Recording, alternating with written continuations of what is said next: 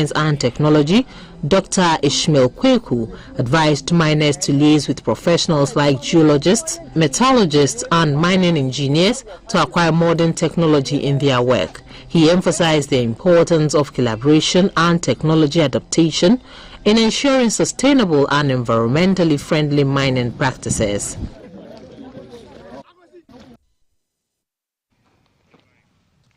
A Media Without Border journalist, Mr. Edward Adeti, has been adjourned the PVA and SAN GJA Awards 2023, while some staff of GBC are being recognized in different areas for their unique work at the 28th GJA Media Awards held on Saturday in Accra.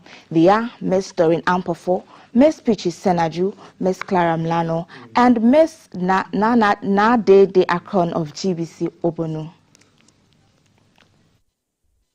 The Ghana Journalists Association was founded in August 1949 by Osajifo Dr. Kwame Nkrumah to champion media freedom and the welfare of all media practitioners and ultimately to enhance Ghana's development agenda. It has gone through 3 phases from Africa Press Association, Ghana Press Club and Association of Journalists and Writer before its current name. GJA held its first award ceremony in 1985. The President and Minister for Information, Madam Fatimatu Abubakar, UN Resident Coordinator in Ghana, Chairperson of the occasion, Professor Edmond Deli, as well as other dignitaries and diplomats, witnessed the award ceremony.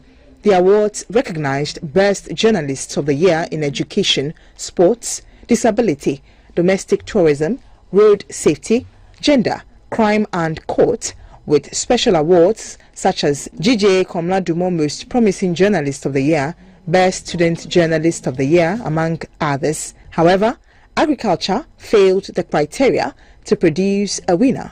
A radio documentary on teenage pregnancy in a community in Ada won Ms. Doreen Ampofo the award. It had to do with traveling to a community in the Ada area, Anyamam, and I would say that I would not say it was a bad experience. I would say it was a good experience because I got to visit a new community and understand living there.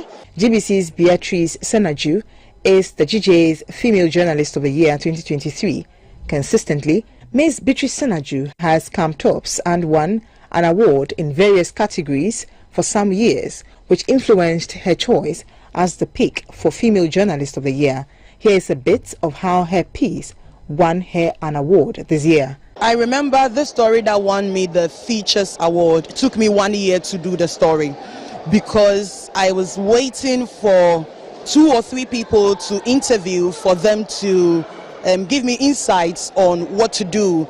But these people never, in fact, as I'm talking to you, one was here, she never agreed to the interview. With Ms. Clara Mlano, how did she maneuver to get her documentary on the environment in this sensitive area? It was a bit challenging for me because I had to take my son out of school to go with me on the journey to the Western region to do this particular documentary and see how illegal mining is done, for him to also learn about the dangers mining poses to our environment. Let me thank God Almighty for such an honor done me and my bosses, especially Madam Akushika Akwe and Nuto Bibini Nuto. Nade De Akron of GBC Obonu also received an award for the Best Radio and TV Program of the Year.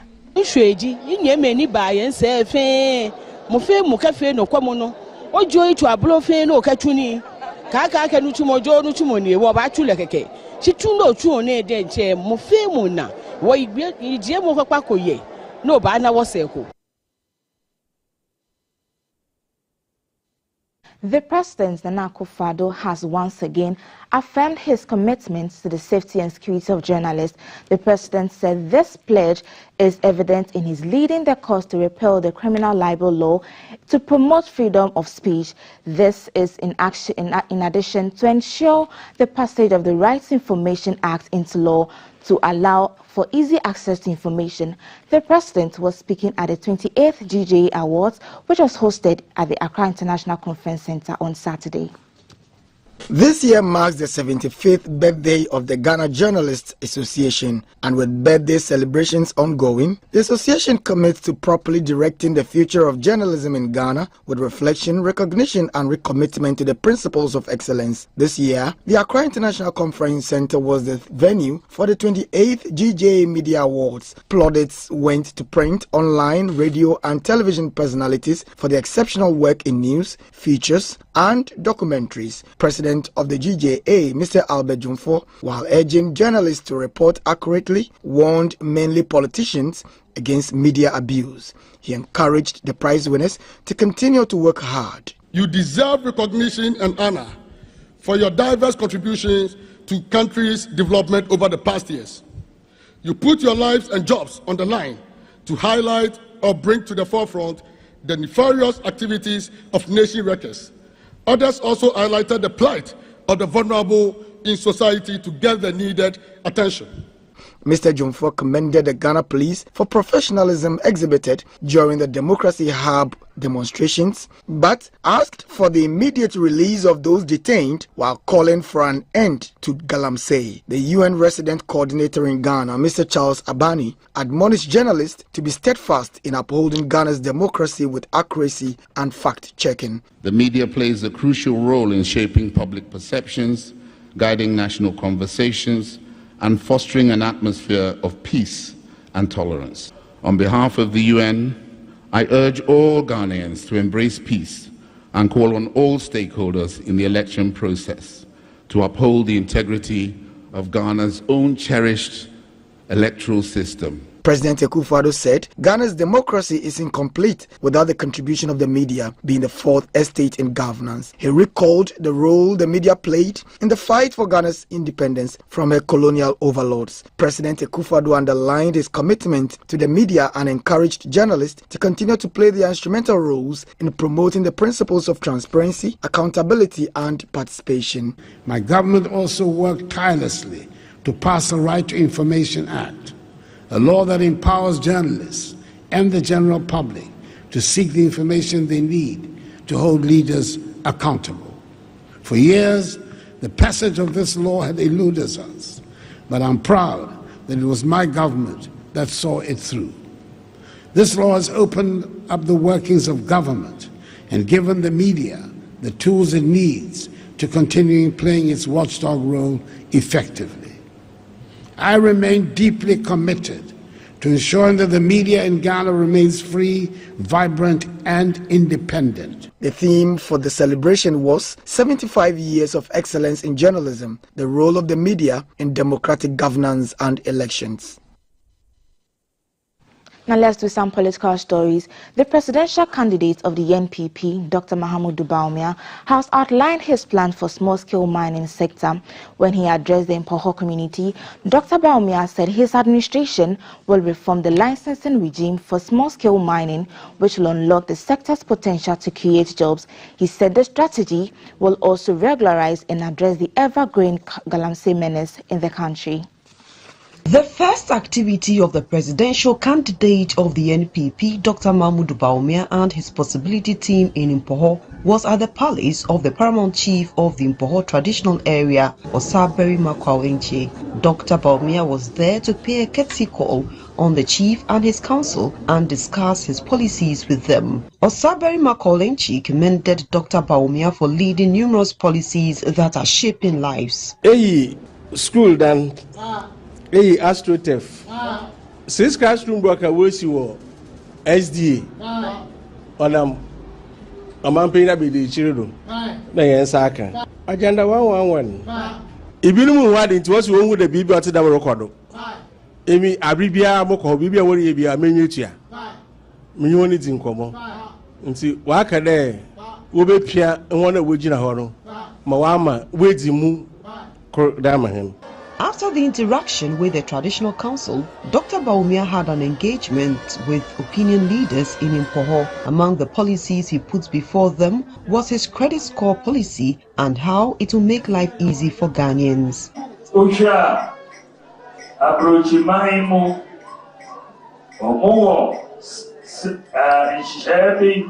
Emma Omo Asitinemo Eyemere Chen Yedi.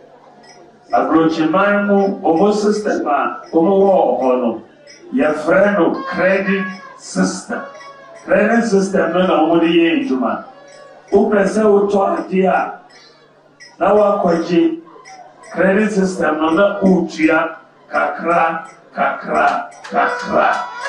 This is the grounds for Dr. Baumier's Community Connect at Impoho. Impoho is mainly a mining community, so it was not surprising the gathering focused on Dr. Baumier's strategy on the mining sector and how he intends to control Galamsey in the country. Mr. George Mirkuduka is the coordinator for Dr. Baumier's campaign in mining areas. He assured the miners of Dr. Baumier's plans to upgrade their work.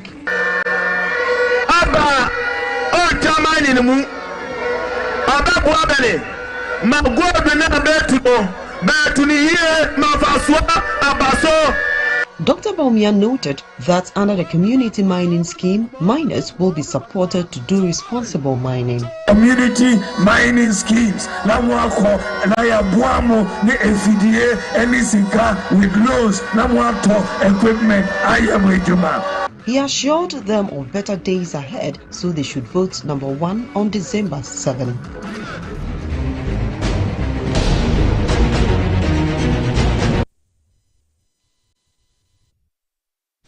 On the other side, the running mate of the NDC, Professor Nana Jane Opoku-Agyeman, has paid a courtesy call on the Asantehene Otumfuo Osei at the Menhia Palace in Kumasi.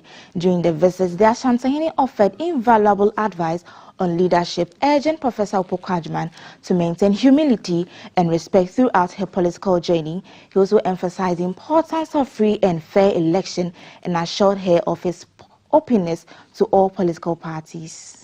Agyeman's visit to the Menhia Palace in Kumasi marked a significant moment in her campaign for the December 7 elections. This visit comes ahead of the NDC's Women Conference scheduled to take place in Kumasi on Monday. Professor Opoku-Agyeman expressed a profound appreciation for the Asantehene's wise counsel and also requested his continued guidance as she embarks on the journey to reset Ghana.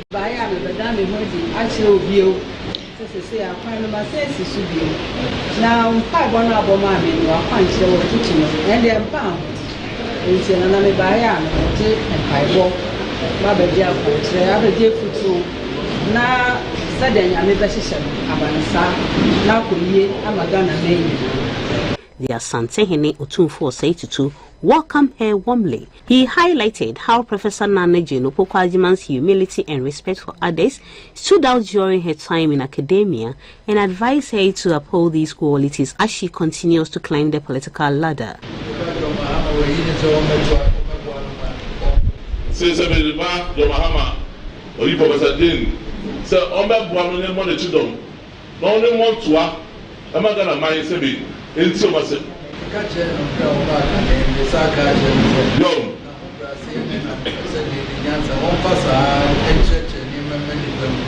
Yo, say, or catch the cane, feel like you and what about say catch you?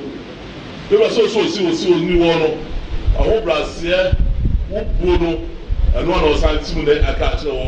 Say, Fansa, the Fananti, I'm going to Otumfuo Osei also reiterated his open door policies, saying Menhia Palace welcomes all political parties. He further stressed the significance of free, fair and peaceful elections. Yo, so they all said that I'm phone Nara, and I'm phone Nara say, seven to Kubabum, now you deal with Bamu with the Ipe, and that's great over Ghana.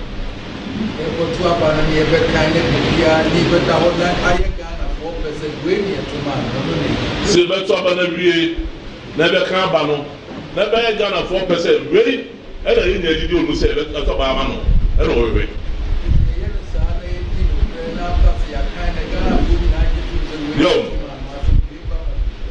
Professor Opoku-Agyeman and her team met with Asante Hema Nana Kunedu Yadom. The Asante Hema encouraged Professor Opoku-Agyeman to champion the cause of women and ensure that their voices are heard in the political discourse. Professor Opoku-Agyeman promised to prioritize the concerns of women both in her campaign and governance when the NDC emerged victorious in the upcoming general elections.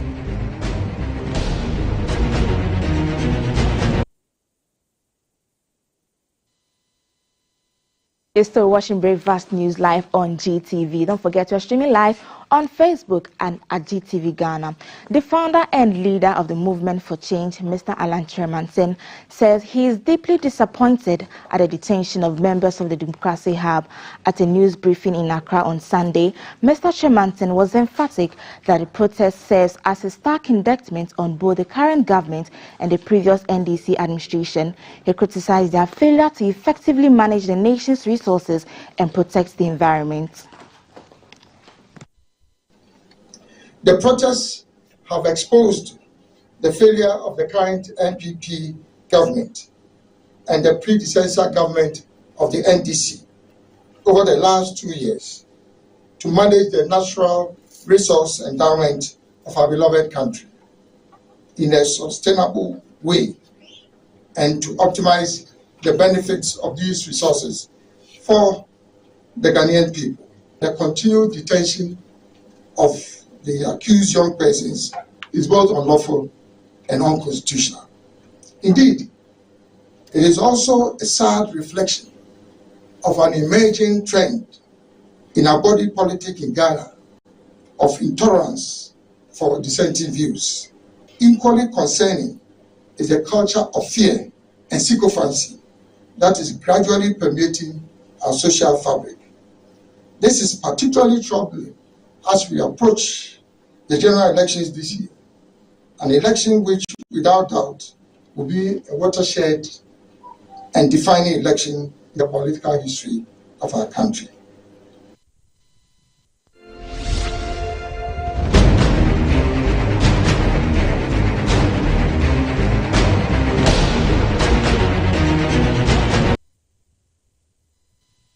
Now on the foreign front, 6 people have died from an outbreak of Marburg virus in Rwanda.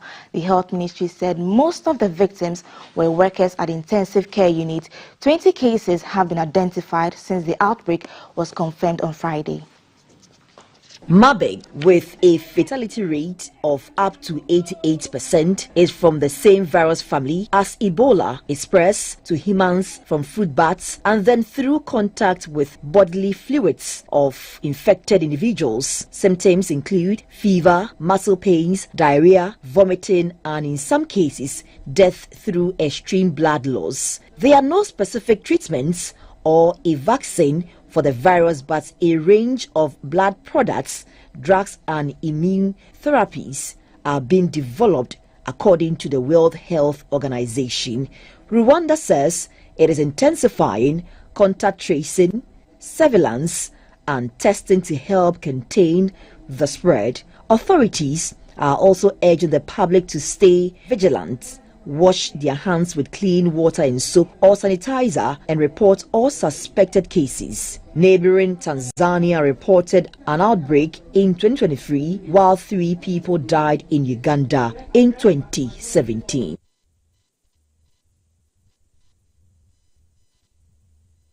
Now let's have the Alpha Lotto for Sunday.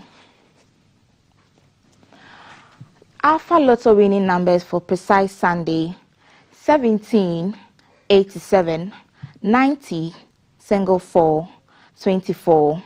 The Alpha Lotto winning numbers for precise Sunday again: 17, 17, 87, 87, 90, 90, single 4, and 24, 24.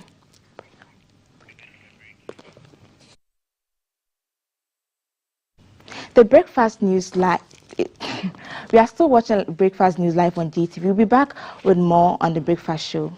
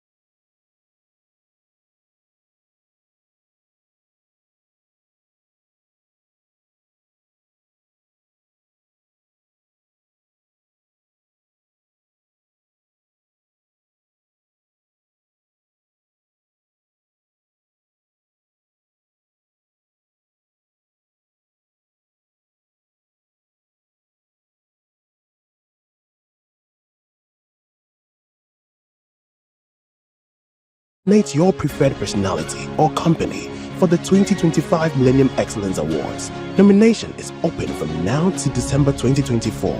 Be part of the change. Nominate today. To be a sponsor for this prestigious royal event, contact 053-540-1903. Official media partners: GBC News, GTV, Lifestyle TV.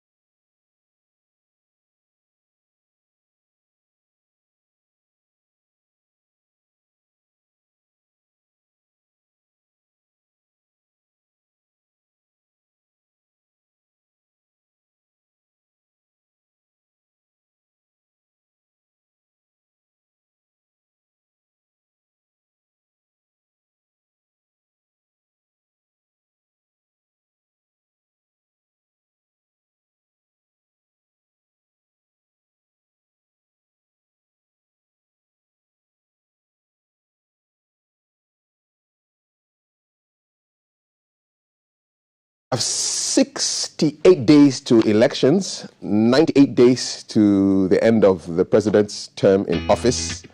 How are you doing this morning? How was your weekend? Everything okay? Belated happy birthday to Daddy Lumba, one of the greatest Ghanaian musicians. Yesterday it was all over, yeah. And happy birthday to you, Botswana, because today is your Independence Day. And wishing you all the love from right here in Ghana. Okay, so what do we have today? We have a full breakfast buffet table for you. At 6:30, we should be doing our BFS section, and we're looking at measles, rubella vaccinations. That's something for you to think about. And when I come back later on, I'll be having the headlines conversations with my guests on all the big issues. Galamsey is still in the news, and rightly so.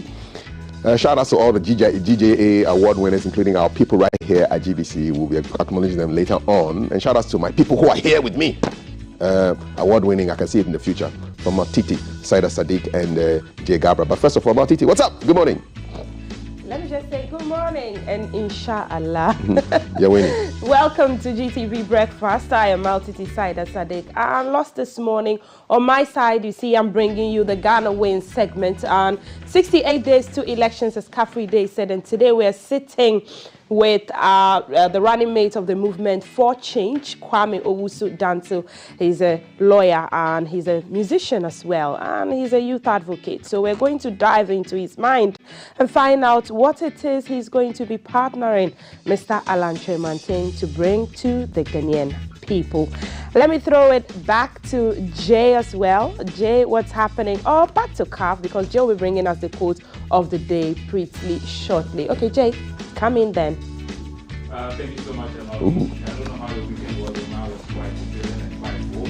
I remember last week, the Ghana Festival came on to the party to the land. The host of days for you was the marathon after war, and was getting far with the last night. Now, so I just did a comic with the new force or Saturday or PSA or Stereo. A lot of events that happened, and a lot of things that happened, and I'll be bringing it to you at the SNC. And also, this morning, Saturday, great. There for Pakistan to you, all the way from the Western region, that feature my farm, and then I'll just hand it back to both staff and all. Yes, we just wanted to tease you and we succeeded. We did. Yeah, so stick around. This is it. GTV Breakfast, the BFS coming up after the quote of the day brought to you by Jay again. Don't go anywhere. Catch you.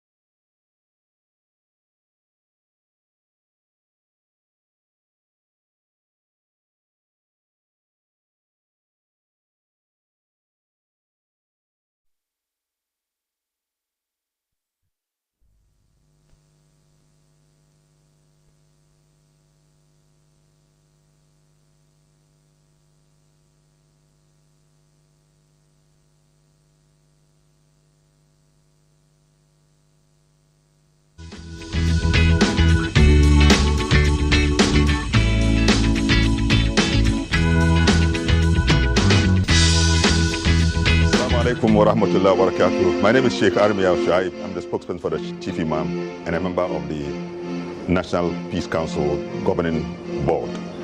Peace is a gift of God to us. It's a universal principle. This has kept our nation since our return to democracy in this country. It's something that we must all preserve. We need a peace now, before, during, and post-election period, so we can keep the unity and harmony of our country. I, Sheikh Armiya, pledge for peace.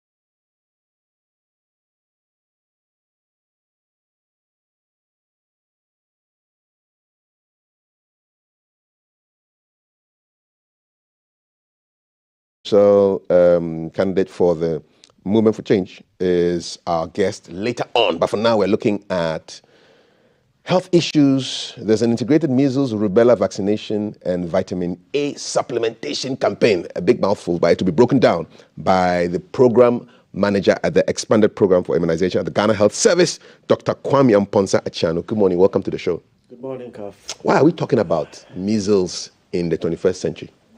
Well, thank you very much, and good morning to your cherished viewers and listeners alike. Measles used to be a big problem before the advent of vaccination in the world and, of course, in Ghana. So if you recall, we started our vaccination program in 1978 with the 6 childhood killer diseases at the time. Now we have 14. Measles was one of the key vaccines which we started with. Before that, 78 and in the early 80s and late 70s, measles was a big problem. In fact, it was only second to malaria in terms of childhood deaths. And those of us who went to the medical school, our professors used to tell us stories of children who were dying on the pediatric wards, especially in Komfanoche and Kolebu. We've made a lot of gains. We've chalked some successes since vaccination. We started with about 50% coverage of vaccines. Now we are doing about 95%. Deaths from measles and morbidity or illness have gone down, but we still have a long way to go. How does measles present? So first of all, measles is a viral disease. It's caused by a virus, so it's a germ.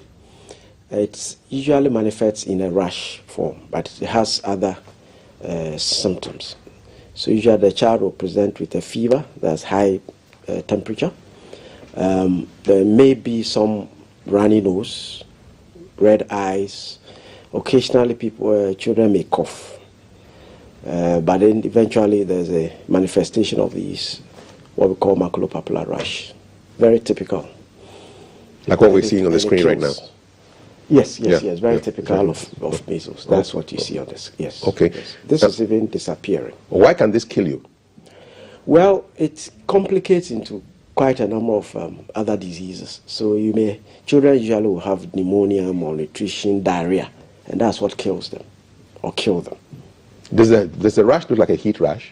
Yes. Sometimes people even mistaking heat rash for measles. Is it contagious? They look very much alike. Yes, it is, in that strict sense. So it's usually, it passes from person to person in the droplet form. So if you have a child, say, in a class that gets measles, almost all the children are already infected. Will their parents also get it? Can the children pass it on to the parents? Well, for adults, because they've been exposed over times, most adults would have even had measles in childhood. And so it is rare for an adult to come down with measles. But they do, occasionally, especially people who have never been exposed. We are talking also not only about measles, but rubella. Yes, rubella is very similar to measles. It's commonly called German measles. I'm sure you've heard of it. Yes, I have. Yeah, it also manifests just like measles. Well, except that it's milder. The German who found it? I don't remember that. In Germany. so rubella. So it presents very much like measles. But for rubella, nobody really cares, except that when it affects a pregnant woman, the child may be born with congenital anomalies or birth defects. Really? What are some of the most common birth defects that can affect a child? Cataract. White people. Born with cataract? Newborn, yes. Wow. A newborn may even have glaucoma. Meaning the child is blind? Yes. From the onset. And is that still happening in the 21st century? But because of the advent of vaccination, cases have gone down drastically. So let's talk about the vaccine now. How is it administered, and when should it be administered? So I remember in our initial discussion, I mentioned the fact that in 1978 we started the measles vaccination as part of the expanded program on immunization. And so measles has been part of our program, the routine immunization, since 1978. In 2012, we added a second dose of measles. So the first dose is taken at 9 months. When the child turns 9 months, he or she takes the first dose, and then at 18 months we give the child the second dose. It's a second opportunity for the child to get protected. And then added to that, we do what we call supplemental immunization activity. We started in 2002, and this has helped to bring down the cases of measles drastically. How is it administered? So it's usually given IM or intramuscular. Which means what? Intramuscular, into the muscle. So through an injection? Yes, through an injection. Okay. So it's given at 9 months, 18 months, on the left shoulder. Is it that scar that we see on our? No, that is BCG. That's BCG. Yes. Okay. And that one is given at birth. Okay. So it's given intramuscularly at 9 months. Yes, at 9 months. Okay. And then the next one. Same. It's the same mode of administration. It's an injection given into the muscle. Oftentimes you hear wild stories about how vaccination is meant to eliminate black populations, and some parents have religious considerations with respect to vaccination. How are you countering this at the Ghana Health Service? See, that is ridiculous. You know, when you hear that, it's laughable, in the sense that vaccination itself is African. I don't know whether you are aware of scarifications where our grandmothers and grandfathers used to put some concoction, a black thing. It's actually the droppings of vulture feces. Really? Yes. And you know, the vulture is a scavenger. It eats all kinds of things, including the germs. So it takes bits and pieces of every germ, viruses, bacteria, and so on, even parasites. And so through the droppings, you get these small, tiny bits of doses of these. And so our forefathers were very sensible. They were researchers. Exactly, they knew that. So they will put a bit of it mixed with some herbs into a scar that they used to create. And that was, the genesis of vaccination. It's only refined now. Yeah, it's mind-blowing. Yeah. The vulture was actually helping us to stay healthy. Exactly. Okay, so, and then those who have religious fears, what do you tell them? We try and convince them one-on-one. And it's all because of lack of knowledge. That is why we try to educate people. And we do that at a very peripheral level. And of course, some of these things we are doing are part of the things that we use to debunk some of the stories. What are some of the other myths and stories? Like infertility. Oh, really? I'm sure you've heard of it. Mm-hmm. Yeah, so again, we started our program in 1978. And it's the same men and women who are delivering now. So there's no basis for that. Okay. So the religious thing it's out. The infertility also no. Okay. So what is the extent of this vaccination in Ghana? So for the purpose of this discussion, we're going to target children under 5 years, from 9 months to 5 years, or just before they attain 5. But originally, measles vaccine is part of the routine. It's part of the system. So it's normally given, as I said, at 9 months and 18 months. This exercise is just targeting children under 5 for supplemental activity, or in the form of giving additional doses to them for them to be fully protected. Can you be over-vaccinated? Not really. It's another myth. Usually when you give a double dose of a vaccine, the second dose is actually null and void. It doesn't work. So that's the only thing. You don't over-vaccinate. Okay. But it is not useful to give additional doses when they are not required. In terms of numbers, how many children do you expect to cover in this? Approximately 5.3 million children. It's about 5.277. That's a lot of screaming kids. Yeah, of course. The whole. When you put it, don't they shout? Oh no! Of course, you hear some cries and all that. But it's not as if you are going to get all these 5 million children. There are different sites across the country. So it's actually the entire population of under 5s. 9 months to 5-year-olds across the nation. Where, per the data, do you have a great higher incidence generally of measles in the country? Well, where for you now, need to focus on? I'll say that the cases have drastically reduced, but it's dotted around all. The fact that you are reducing cases doesn't mean you don't have any at all. But our ultimate aim is to get to elimination phase, where you have less than one measles case per 1 million population. Okay. Where are we now in terms of we are doing about 50, between 50 and 100 per million, which is quite high. Yeah. So we have a tall order to get to less than 1 per million. What are the challenges that you face in trying to bring this number down to 1 in 1 million? So we have a lot of islands and difficult to reach areas, and of course the myths and misconceptions about vaccines. But I should say that thankfully in Ghana we don't have that much, especially for children, for childhood vaccination. The caregivers understand so much so well that when there's even vaccine shortage, it's they who complain, unlike other places where it's difficult to get them. And so I'll say that our major challenge is actually getting to the remotest parts, like the islands, the riverine areas. We also have this issue of urban phenomenon where caregivers leave the houses very early, by 4 a.m. They have to fend for themselves, so they get missing in transit. And so we try to fashion out other strategies to catch the children, like putting container clinics in the midst of the market. What's a container clinic? It's a prefab clinic. It's a prefabricated kind of building that we put in the midst of the markets. And then what is inside, or who is inside? So the nurses and volunteers and other healthcare workers sit in there and then wait for them to come. I think that's so. It's like a clinic. It's a great idea. Yeah. Okay, a clinic in a box. Yes, kind of. So we're trying to expand that. We've started, especially in Accra. We are expanding to Kumasi with support from partners, and that's the way to go. We have to increase the container clinics so that we can catch those who are almost always missing in transit. Is this like a mini chips compound?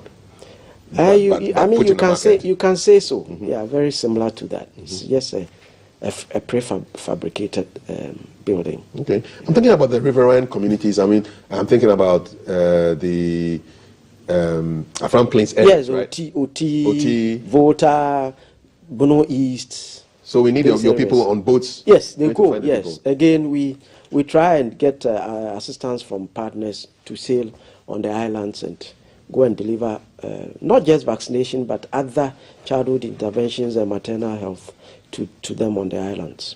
In your work as a program manager, what are some things that surprise you in terms of this work that you're doing? Well, for me, I am intrigued by the fact that we have caregivers who understand vaccination to the extent that when, as I said, the shortage, they themselves will start complaining. It hasn't happened in many other countries. Really? And that surprises me most. Great stuff. I'm here with Dr. Kwame Amponsah. He's program manager at the Extended Program of Immunization, Ghana Health Service. We're looking at an integrated measles and rubella vaccination and vitamin A supplementation campaign. If you have any messages, send them to our WhatsApp, 055-556-1034. Let's talk about the vitamin A supplementation bit of this campaign. Sure. How does it work? Why is it necessary? So vitamin A protects the child's eyesight. It actually prevents blindness. It also boosts the immune system. And so when you deliver interventions that are mutually reinforcing, it's always good. That's why we are combining vitamin A. Okay. Naturally, where do we find vitamin A? In several foods, but generally the yellow foods, the red foods. Okay, so bananas? Yes, banana, tomato, mangoes. Okay. And of course, the green leafy vegetables also give. And then dawa has a lot of vitamin A. I mean, all the colors in our flag. The red, the yellow, of course, and the green. Of course. Okay, all right. So more of that, and then you're good with vitamin A. So how is it? Of course, eggs, liver. Okay, and so on. Good stuff. So the vitamin A how is it administered? It's oral. It comes in a jelly-like form.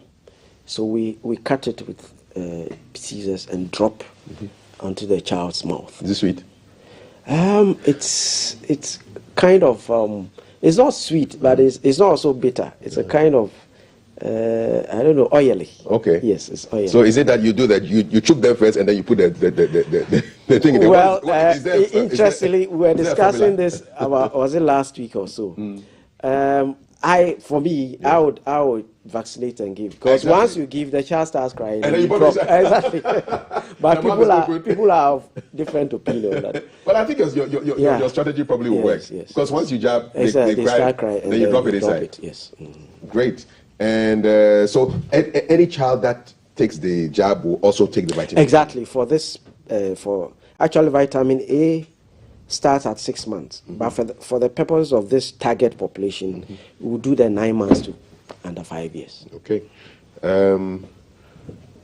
Is there anything that I've missed so far in this conversation? I mean, we've covered who is taking it, how many people, why it's important. Maybe the dates when we are starting. Give me the dates. Yes, so we are starting on Wednesday, 2nd October. Which, okay, 2 days' time? Yeah, so we'll launch it tomorrow, Tuesday. Okay, where are you launching? Civil Service Hall in other ministries. And then we'll do the actual implementation officially starts from the 2nd and ends on the 6th. But usually for the peripheral areas, some of them may start a bit earlier because they have a lot of grounds to cover. So we allow them to do that. Even sometimes in the urban areas. Okay. They do so. Which organizations are partnering with Ghana Health Service to make this possible? I don't know whether I want to name them. There are several, but our traditional partners are WHO, UNICEF. We also have extended partners like PATH, we have GSI, we have Japaigo, CHAI, the Coalition of NGOs in Health, and of course the internal partners as well, and many others. I forgot about the Red Cross. They all support us. Part of it, okay. So when I go home today and I tell if my 14-year-old son asks me, who did I speak to this morning? I said, well, I spoke to a doctor who's talking about vaccination, and then he asked me, what kind of doctor are you? What should I tell him? Well, so I am a public health physician. Okay. So I think that should be enough. All right. What's exciting about the work that you do? The fact that you interact directly with the community. And for some of us, for those of us who come from the village, it's exciting always to go back to the community. And I enjoy that a lot. All right, we are done. Thank you so much. So the launch is tomorrow and the kickoff is 2nd. Exactly. All the way to the 6th. And this is the integrated measles, rubella vaccination and vitamin A supplementation campaign. So it's jabs for the measles, rubella, and the drop, the oily one. When they open their mouths and they drop it inside. And it's happening from the 2nd to the 6th, covering children from the ages of 9 months to 5 across the whole of Ghana. Exactly. And over 5.5 million kids are expected. 5.3 million. 5.3 million children, about a sixth of our population expected to be covered. I thank you very much. Thank you for having me. And we wish you the best. Yeah, thank you. That's Dr. Kwame Amponsa Achiano, who is Program Manager at EPI, the Ghana Health Service. Remember, if you have a 9-month-old baby between 9 months and 5, so that's kindergarten to, all that level, to creche, to kindergarten, please, we will find you. If you take your baby to the market, we will find you in the market. If you are in the river end communities, we will find you so that we can keep our children safe. They are the future, and we need to keep them healthy. Yes, and we're working with GES as well. Exactly so. So it's a really multi-sectoral campaign involving so many partners, and it's all for the good of the children who will take over from us when we are gone. So it's a worthy campaign, and we want to thank you once again for educating people about this. Still to come on today's show, Social Media Corner with Jay Gabra. We've got the running mate to Mr. Alan Chemating. His name is Kwame Owusu Dansu. How is he supporting Mr. Chemating to wrest power from the MPP should they win the election? Movement for Change, number 13, Asieho on the list. Watch out. On Wednesday, we'll be having number 10 here. The presidential candidate for the New Vision movement, Mr. Kofi Kranting. So that's something to look forward to right here on GTV Breakfast. WhatsApp number is 055-556-1034. We are 7 minutes away from Social Media Corner. Do not go anywhere.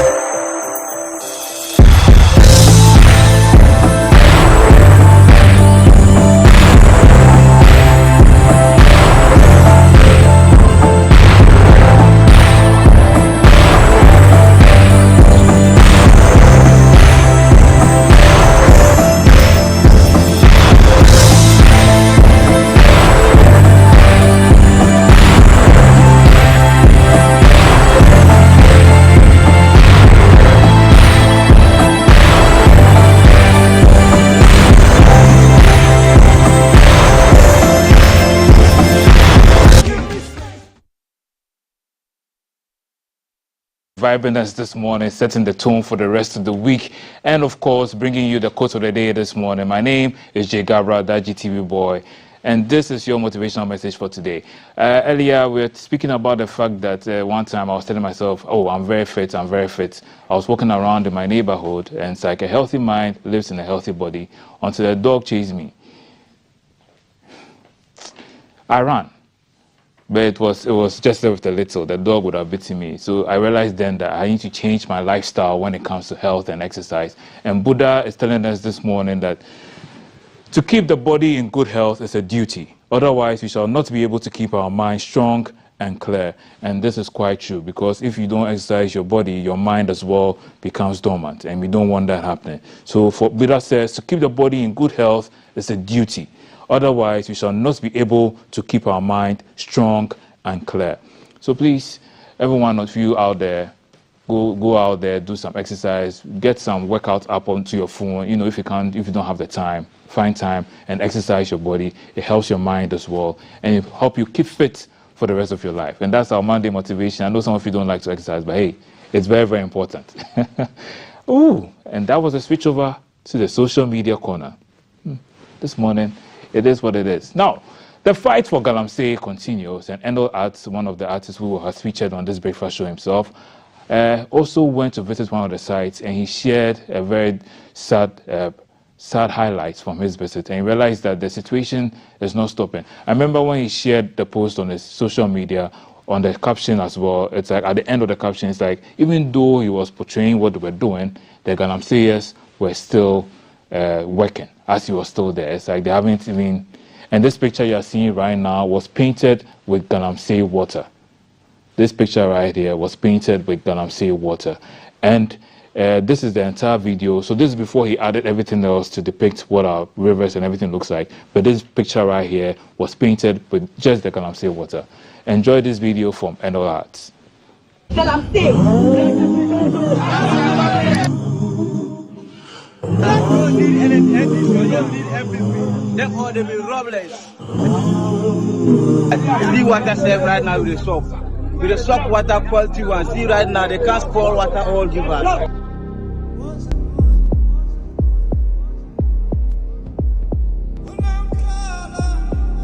I'm saying there's a sense that the Senator I'm saying is supporting there. But I did have no done.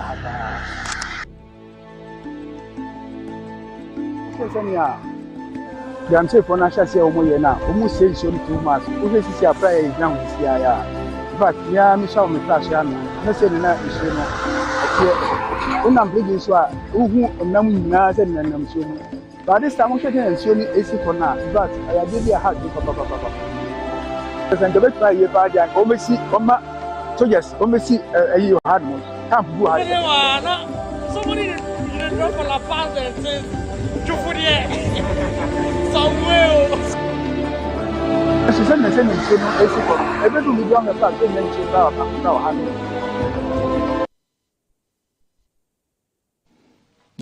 now. Very, very sad video over there. Very touching. If you watch the entire thing, you can see the forests which are, going away, and then the riverbed, which is also in a state of, it's just deteriorating. The future is there. We need to stop it now. And speaking on Galamsey matters, the MP for Efidiaso Asokore and the Middle Belt campaigner for Dr. Bawumia also made some statements concerning Galamsey, and also over the weekend he also started trending. Now speaking of course about Dr. Ayuwe, and this is what he said. Abrani who said we are winning the seats in the mining areas, so they decided to go and import foreigners. Now when you buy and no man can't say munko in renumu na munko to go do or say munko nsuo no na munko tu na mo refi mo ho na the whole year inso aye problem da enya 1 month ya na start eye obi na opese anka omo ye na anka ye di speed na anka ya call na anka ya stop Galamsey for na anka ya lose your seat. Yes, stop you omo na, yes, stop you omo china. Yes, so thanks to 3 News for that footage over there. So those are the comments he made, and of course opinions on social media are very diverse. A lot of people speaking about it, and it's trending on X, on Facebook, and all. You can go read some of these comments. So some of them are very, very how should I say, the notes of the tone is very high. So I'm not able to read them on air, but those are the comments that Dr. UFA made, the MP for Efidiase Asokore. And the GGA Award ceremony came off over the weekend, the 75th anniversary of the ceremony as well. The president was there. And then the GGA president also spoke about the fact that hashtag free the citizens, in the sense that last week, Saturday, went on the 21st of September, some Ghanaians who embarked on a protest, a 3-day protest. Some of them were remanded in custody. They were taken to court, but they were not granted bail, so they are still in the jail cells. And so the hashtag that has been trending for a while now is hashtag free the citizens. And the GGA president added his voice to the call. This country, we note some excesses and provocations that occurred during the demonstration, and the GGA condemned these excesses in no uncertain terms. However, we also believe that remanding the protesters for 2 weeks is too extreme and does not send positive signals when it comes to protecting human rights.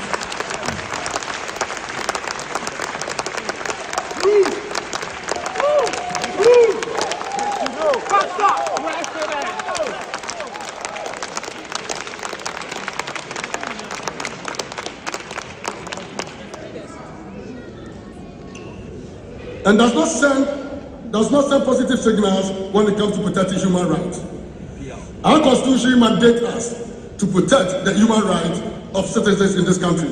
And as the President, I'll lead that charge. As a result, we add our voice to calls on the government, police, and the judiciary to take steps to release the protesters immediately. Albert Kobnadu, for the GGA president, also making his remarks there at the ceremony that came off over the weekend, and also adding his voice for them to free the citizens, hashtag free the citizens. The fight against Galamsey continues, and to show you how bad the situation is, Ghana has made its way onto the BBC, and unfortunately, it's not for a good reason. Watch this video. I go be by offer. In soon, Bako, 99 one new Kuman. Bako, Kredua, eh, Papa.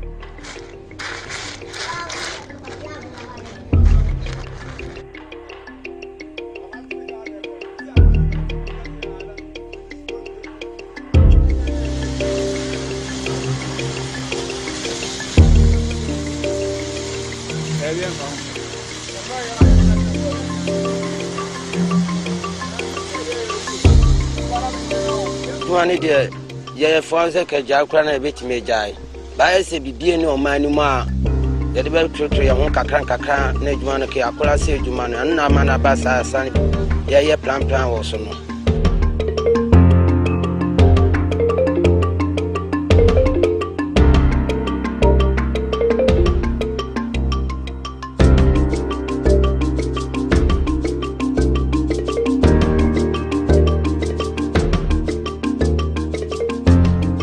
We talk from 1st to July ending. It's over to and you see a do me, do an equal wheel. It's what took my promise. I can't buy.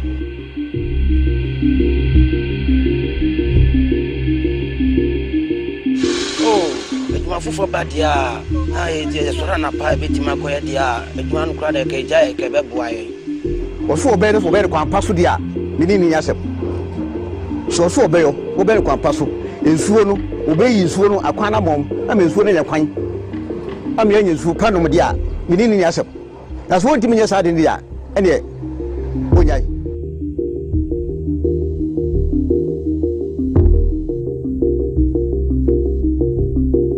say a banner or Shinoma, next still a banner that's what I did. We never saw your day.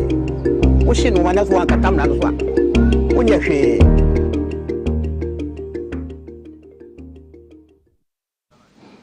So for some people, they still believe the situation is far away from them. They are not close to it, so they don't see it, they don't feel it, and perhaps they think it doesn't matter to them. But I'm just here to let you know the situation is getting dire, and that it's like we need to do something and end Galamsey now. Otherwise, by 2030, you remember back in COVID when we were like by June there. So by 2020 there, 2030 there, if we don't do anything about it now, interesting. You know, growing up, we used to watch a lot of shows, and I even know that a lot of Ghanaian creatives have done stuff about Galamsey. But I remember this particular show growing up, and I just want to bring it up this morning in the sense of, if anyone can save us on Galamsey, perhaps it would have been these guys. Fire! Wind! Water! Heart! Go Planet! By your powers combined, I am Captain Planet! Captain Planet, he's our hero. Gonna take pollution down to zero. He's our powers magnified, and he's fighting on the planet side. Captain Planet, he's our hero. Gonna take pollution down to zero. Gonna help him put asunder bad guys who like to loot and plunder. You'll pay for this, Captain Planet. We're the Planeteers. You can be one too, 'cause saving our planet is the thing to do. Looting and polluting is not the way. Hear what Captain Planet has to say. The power is yours!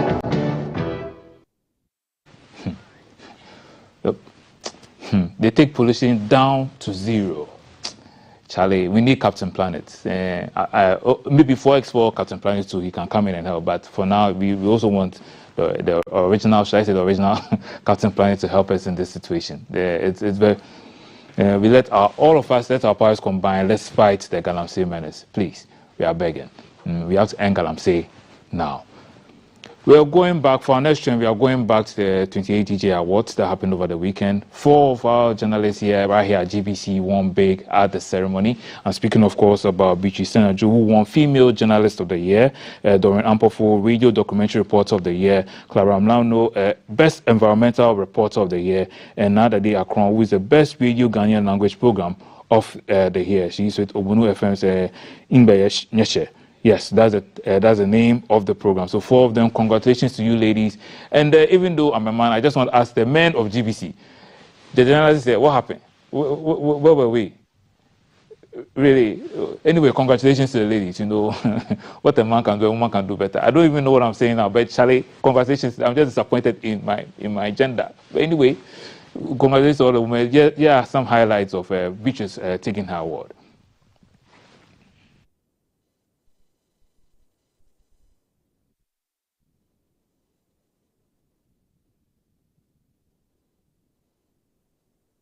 Journalist of the Year, the Female Journalist of the Year, and the citation reads, "You are one journalist who has shown consistency in the discharge of your professional duties.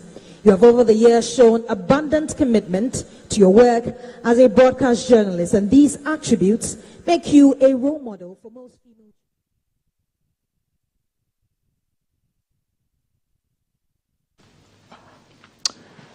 Forgive us for that. I don't know what that was. What just happened? But anyway, forgive us. So congratulations to all the ladies again, Doreen, Beatrice, now Kron, and Clara. Congratulations to you all once again for winning those awards. Maybe perhaps you can come and join us in studio this morning and tell us how you're able to bag these awards. And maybe next year, some of us, including Kafui, will also send our own and then win some awards. Yes, for the entire GBC. The 2024 Bobo Carnival competition came off in Asogli, and it was a beautiful thing. I know we hosted them earlier in the studios where they gave us some of the vibes, and that's when I realized again I need to exercise, because the way I was panting, my goodness, look at these pictures. These are some of the highlights from the ceremony. It's like the beautiful display of culture, the energy.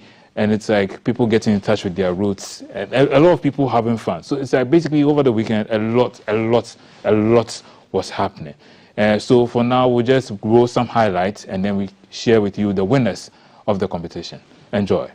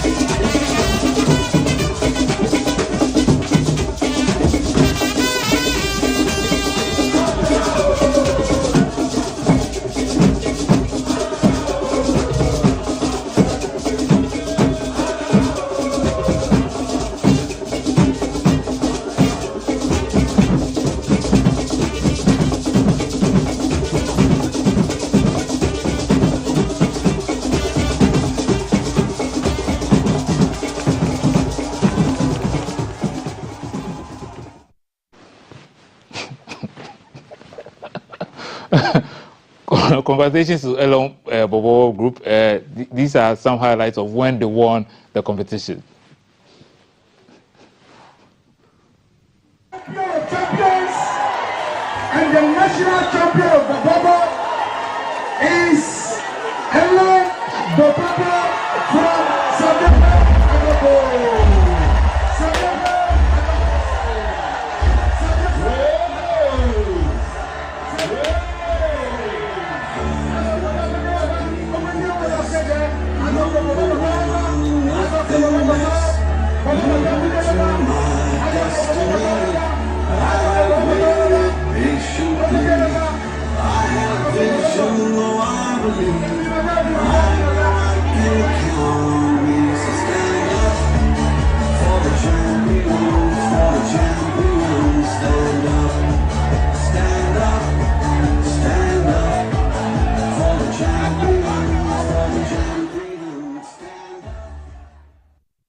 To all the participants and the winners as well, was a very exciting ceremony and was quite nice to see culture being displayed and everything.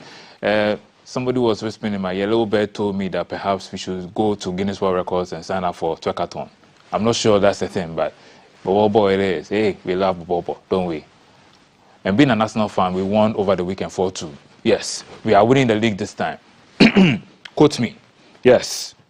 And to Manchester United fans, the Sports 7 will be coming up soon, but for now, there's this general advice you'd like to give to everyone. Whenever you go for a program or an event and they give you food or drinks or whatever it is, don't leave it unattended. Otherwise, this may happen to you.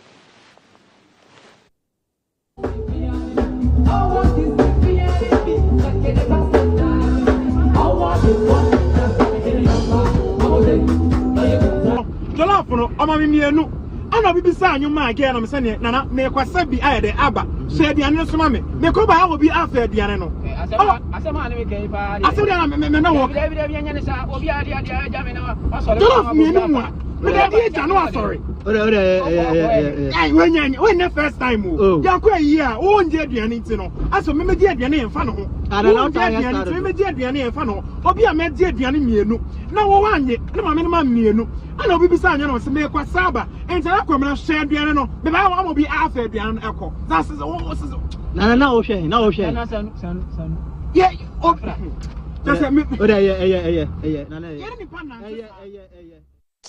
See, if that thing has never happened to you before, I pray it never does. It's like there were tears in his eyes, you know, funeral to love. Can you imagine? He was going to enjoy himself, and yet, we are surrounded by Francophone countries, and then growing up, I know a lot of us loved our French teachers, especially when they disciplined us so that we can learn the language properly. You know, learning French can be fun. If you don't believe me, watch this video. J'ai, I have. J'ai, I have. Je n'ai pas, I don't have. Je n'ai pas, I don't have. Tu as, you have. Tu as, you have. Tu n'as pas, you don't have. Tu n'as pas, you don't have. Il a, he has. Il a, he has. Il n'a pas, he doesn't have. He doesn't have. Il n'a pas, he doesn't have. Elle a, she has. Elle a, she has. Elle n'a pas, she doesn't have. She doesn't have. Elle n'a pas, she doesn't have. Nous avons, we have. Nous avons, we have. Nous avons, we have. Nous n'avons pas, we don't have. Nous n'avons pas, nous n'avons pas, we don't have. Vous avez, you have. You say, you have. Vous avez, you guys have. You guys have. Vous avez, you have. Vous n'avez pas, you don't have. You don't have. Vous n'avez pas, you don't have. Ils, elles ont. You say, they have. They have. Ils, elles n'ont pas. They don't have. They don't have. Je n'ai pas, I don't have. Je n'ai pas, I don't have. You know, that was quite a jump. I remember back when we were going to write a BEC, you know, very important exam back when we were younger. And then they called one of the brightest students in the class to come and conjugate the verb être. You all know how it goes. Je suis, tu es, nous sommes, vous êtes, sommes, you know, that kind of thing. And Form 3, we are going to write BEC, and this guy comes and he starts. Je suis, tu suis, elle suis. At this point, the class, we just start giving him fans. and he's writing on the board, and he turns to acknowledge the fans.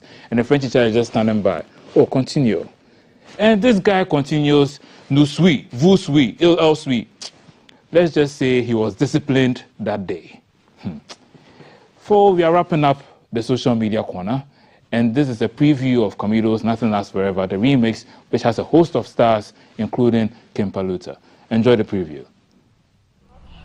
Done at the moment, and frankly speaking, I don't think that I can do this thing. Before teach me before, say nothing they last forever. Forever. I was crazy before, but I'm crazy no more.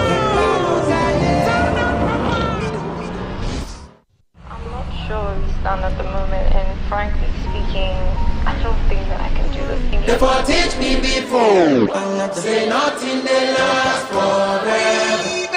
Forever. I was crazy before, but I'm crazy no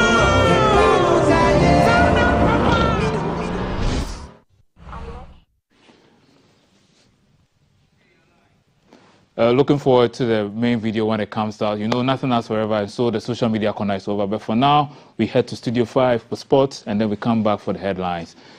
Stick with us.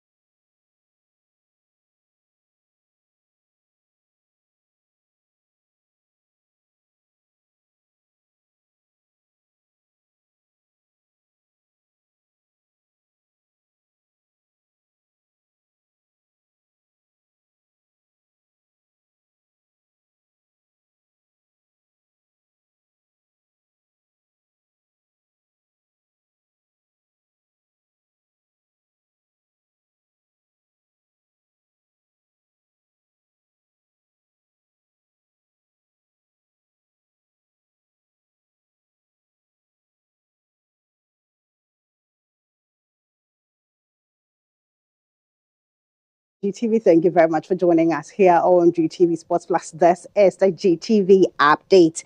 And so we're starting off with Derek Boateng, and former Black Stars player Derek Boateng has delivered a sketchy remark about the Ghana Football Association, stating that the association is only interested in money and not the welfare of players. He said this in an interview as Ghana's upcoming 2025 AFCON qualifier against Sudan in October is yet to have an official venue due to unavailability of a CAF-approved stadium in the country to host international games. Commenting on the horrors Black Stars players have to deal with playing on terrible pitches in Ghana, Derek slammed the GFA's role in the mess. Quote, the FA needs to wake up and do something because this is their job. They have to make sure all the fields are good for the players to play. The only thing they care about is money. We have players playing in Europe on a good field. They come and play on appalling field, and you expect them to perform well, and you expect them to win games. Derek, he started in Getafe's game in Spain and played football in Spain and Panathinaikos in Greece in his club career, and as a scout for Right to Dream. He played for Ghana's Black Stars at the 2026 FIFA World Cup. All right, so away from Derek and still on Ghana's game, the AFCON 2025 qualifier. The Confederation of African Football (CAF) has finalized the appointments for the refereeing crews and venues for the upcoming doubleheader between Ghana and Sudan in the AFCON 2025 qualifier. The third round encounter, where Ghana plays host to Sudan in October 11th, 2024, will be officiated by a refereeing crew from Mauritius, led by the experienced referee Patrice Milaza, this match is expected to be highly competitive, with both teams looking to gain an advantage for the crucial fourth round match between Sudan, which will host the Black Stars. And the FA selected Tunisian refereeing team led by Mares Maliki. This match, scheduled for October 14th, 2024, will take place at the iconic Matters of Benina Stadium in Tripoli, Libya.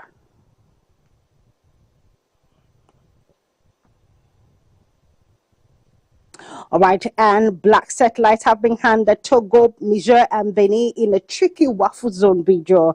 Ghana's under 20 male team has been handed a tricky draw ahead of the waffle zone B Championship. The Black Satellite will play host to Togo, Niger, and Benin in Group A following Thursday's draw in Cote d'Ivoire. Coach Desmond first side will take on Togo in the opening match before subsequent games against Niger and Benin. The Black Satellite will be hoping to make a return to the Africa Under-20 Championship by finishing in the top two of the qualifying competition. 2009 World Cup champions have not qualified for the tournament since winning the competition in Mauritania in 2021, and that is the group on your table. Group A, Togo, Niger, Ghana, Benin. Group B, Nigeria, Burkina Faso, and Cote d'Ivoire. All right, so now let's have a look at the results of games played in the Ghana Premier League. Lions beat Insotraman 3-1 on Saturday, and then on Sunday was a goalless drawn game between Hatta Lions and Bibiani Gold Stars. Karela travelled and beat Legon Cities 2-0. At home, Brecum Chelsea and Asante Kotoko drew 1 apiece. Britain United at home welcomed Dreams and beat them by a lone goal. Young Apostles won the game against the Diana Stars by 3-2. Hattervolk also travelled to Abraham Kese and drew goalless. Summertex 2-1 against Vision FC, and Baseke Holy Stars also lost to Mediamar at home by 2-1.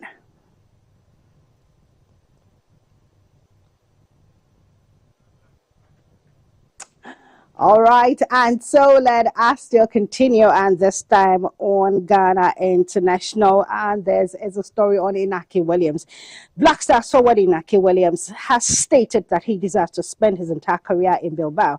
Inaki was born and bred in Basque region and has grown through the ranks of the Basque club, currently leading them as the captain. Speaking on his future, he noted that he would like to pride himself as a one-club man after retirement. To quote him, he says, "I'd like to be a one-club man and spend my entire career at Athletic. It will be a pride for me," he said in an interview. So Naka Williams' youth side, he began his youth side at Club Deportivo and Pamplona after joining Athletic Club and then returning later to Athletic Club. He went to Baskonia, and then he returned to Athletic Club in 2014. So the Ghanaian has spent a decade at the club, playing 460 games, scoring 122 goals, and providing 67 assists. And that is the big brother right there. All right, so that's it. My name is Gloria Pepper. We're wrapping it up on the segment on GTV Breakfast. But here on GTV Sports Plus, there is a lot. It is Monday. There's a lot going to go on here on the show. But right after this, we've got aerobics. We're back with more for GTV Sports Plus viewers. Bye, GTV viewers.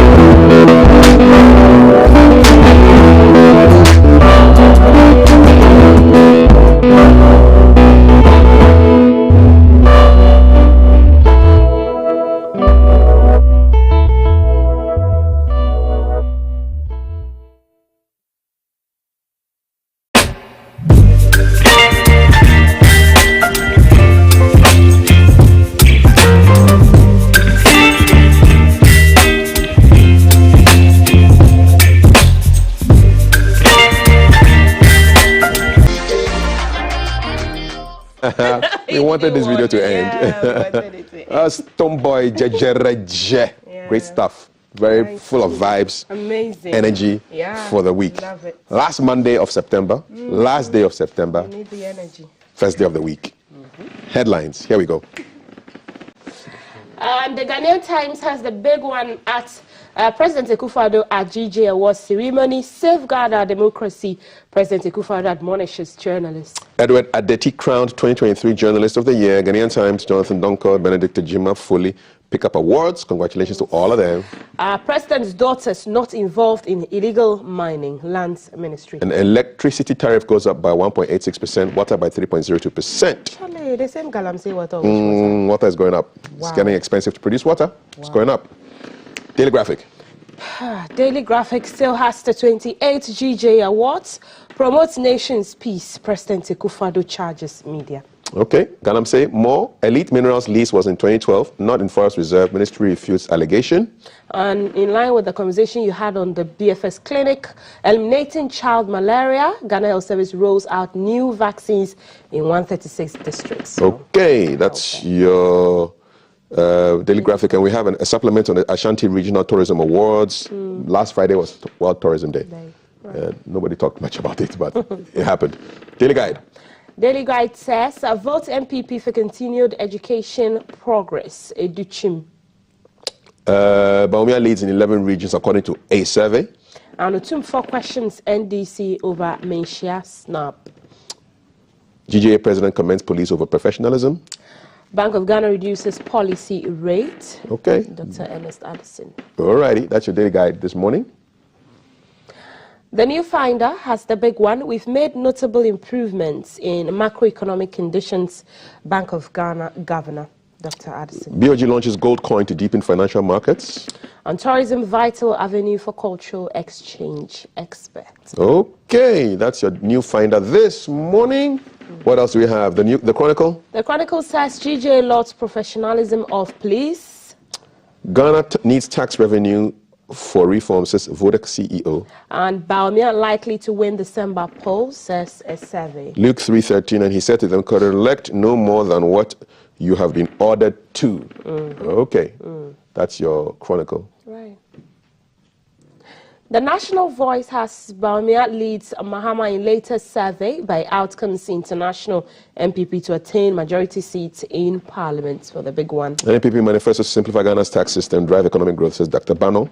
Ghana's mission in USA must be properly resourced, and that's your National Voice. Minister. Okay, we'll be hearing from you on what's on your mind in a short while. Stick around, don't go anywhere. This is GTV Breakfast. Headlines coming up now. Right.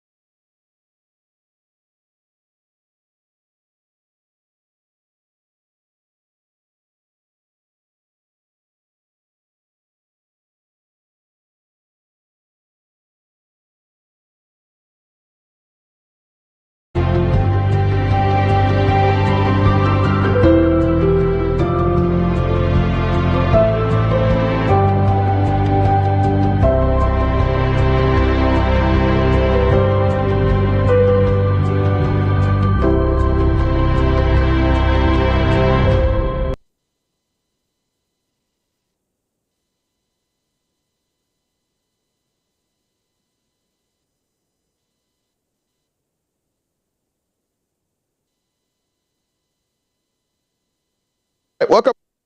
In case you just joined us, you've missed 1 hour and 39 minutes, but we still have time.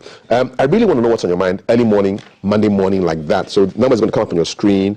Remember, when you get through to us, don't keep your volume on your TV on. Okay, keep the volume of the TV off. Speak to me through the phone. Don't worry, your friends and family will hear you because this is GTV Breakfast. That's the number on the screen, 0543-664-264. What's on your mind? That's what I want to find out from you. We'll take a quick little survey of what you are thinking about, what's important to you this morning, and then we'll dive into the conversations in the headlines. And so, of course, GJA Awards will be a big issue. Galamsey is still a big issue in Ghana, and I just want to know what is on your mind this morning. The graphic leading with quite a few interesting stories. I'll give you a flavor of some of them this morning. as you're watching GTV Breakfast. Number is on the phone. Please give me a call and let's find out exactly what is exercising your mind this morning. A couple of the headlines that we saw in the papers today. If you can throw up the graphic for me on the screen, I'll be happy, as well as the Ghanaian Times. Let's see what's happening this morning on the screens and in the news. Give us a call right now, 055-556-1034. Remember, later on today's show, we have Mr. Kwame Osu-Danso. He is the running mate to Mr. Alan Chimating, and he will be talking about the movement for change and what they seek to offer Ghanaians as we run up to the elections. We have about 68 days more to the election. Couple of headlines, graphic, Alan Chimating on how he will use 10 points to end Galamsey. New pumps to resolve Western Accra water challenge, says the Ghana Water Company. Promote the nation's peace, says the president. You can see on the front page of today's daily graphic. And then sports, well, Karela stand Legon Cities for first win of the season. If that's on your mind, I'd love to hear from you. Just give me a call, 055-556-1034. Let's find out what's exercising your brains this morning. Are you still concerned about the Galamsey issues? Are you expecting the president to say a little bit more?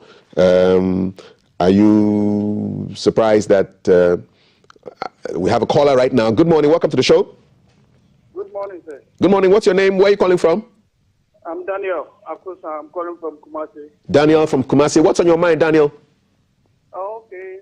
What is on my mind is the strike about the labor union. Okay. What? They are saying that they are threatening to strike after today. Yes.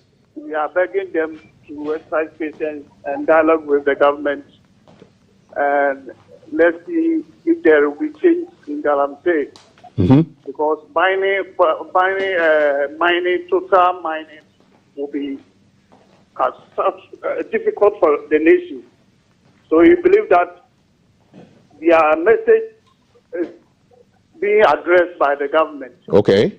And if they banned it, because last time they banned, there wasn't any good results. So we are begging them to exercise patience and let's talk. Okay. Because we know the Galamsey is killing us. But we cannot stay there alone for them to go on strike. So they should dialogue with the national security and let's see if there will be a change. Okay. If you could advise the people in charge on how to deal with Galamsey, what would be your number one suggestion? My number one is the military. The only thing we have is the military. They should go to the water bodies, and the deputy minister for the mines is saying that they have already organized something for, I think, from Navy or so, with forest guides to give information to the military. So when they go to the water bodies, they will link the information to them so that they can come after them. Because the only problem is the water body and the forest. Because Galamsey has been here for a very long time, but if we don't control it, it will be a disaster for us. Okay, so they should go. Military should go to the water bodies. But the problem is, the military should also be bold not to accept their lofty plight. Because last time there were reports of that sort. Okay, all right. Daniel from Kumasi, thank you very much, giving us a solution on how to deal with Galamsey. Says the military should step in, but the military have to be given orders. They don't just move like that, you know. They have to be given orders by the commander-in-chief, and the hierarchy must be respected. They don't just get up and do their stuff. But I appreciate your concern, Daniel, talking about the people who are going on strike to just exercise caution, patience, and then dialogue. Universities postponing the start of the 2024-2025 academic year. UNIMAC has indefinitely postponed the start of the 2024-2025 academic year. So has the University of Ghana due to ongoing strike by unions. So strike actions seem to be what's up. Give us a call. If that's on your mind, let me know. If something else is on your mind, let me know as well. We're doing this only for about the next 6 or 7 minutes, and then we'll go into our conversations here. Electricity tariff going up by 1.86%, 3.02% up for water. Alan from Ashaiman. Do from Ashaiman, I beg your pardon. Do from Ashaiman, good morning. What's on your mind this morning? Morning. What is on my mind is they should stop the Galamsey water bodies. Mm-hmm. They are spoiling our water bodies. And that is statement. I support Labour Union totally to go on strike. They should strike for government to see exactly what they are doing is not good. Government is not trying to be serious about the issue. And people are suffering. So they should try and stop me. I support Labour Party to go on strike. So you support the labor unions to go on strike against Galamsey? Yeah, yes. Okay. Do you work yourself? Do? Hello, Do? Hello? Yeah. Are you employed? Yes, I'm employed, yeah. Okay. Would you go on strike to make up your... I'll go. You would go. Okay. Yes. All right. Do, thank you so much. Enjoy your day. Stay safe. Do from Ashaiman has spoken. Daniel from Kumasi has spoken. You from wherever you are in this country can also speak. The number is on your phone. It's on the screen. There's 0543-664-264. Give us a call. Crisis looms as Ghana faces waves of strikes by unions. So that seems to be a big deal as far as issues of industrial action are concerned, and so that seems to be on the mind of people. Galamsey also seems to be on the mind of my people. Let me see what's in the news for you this morning. I'm looking at the graphic.com.gh, that's Graphic Online, and a couple of news stories are making the trends this morning. Election 2024 updates. I'll give you a couple of that right now. We are going to speak to Edinkra on the line. Edinkra, good morning. What's on your mind this morning? Good morning, King Cap. Yes, sir. This morning, it's all about Galamsey. It's all about Galamsey.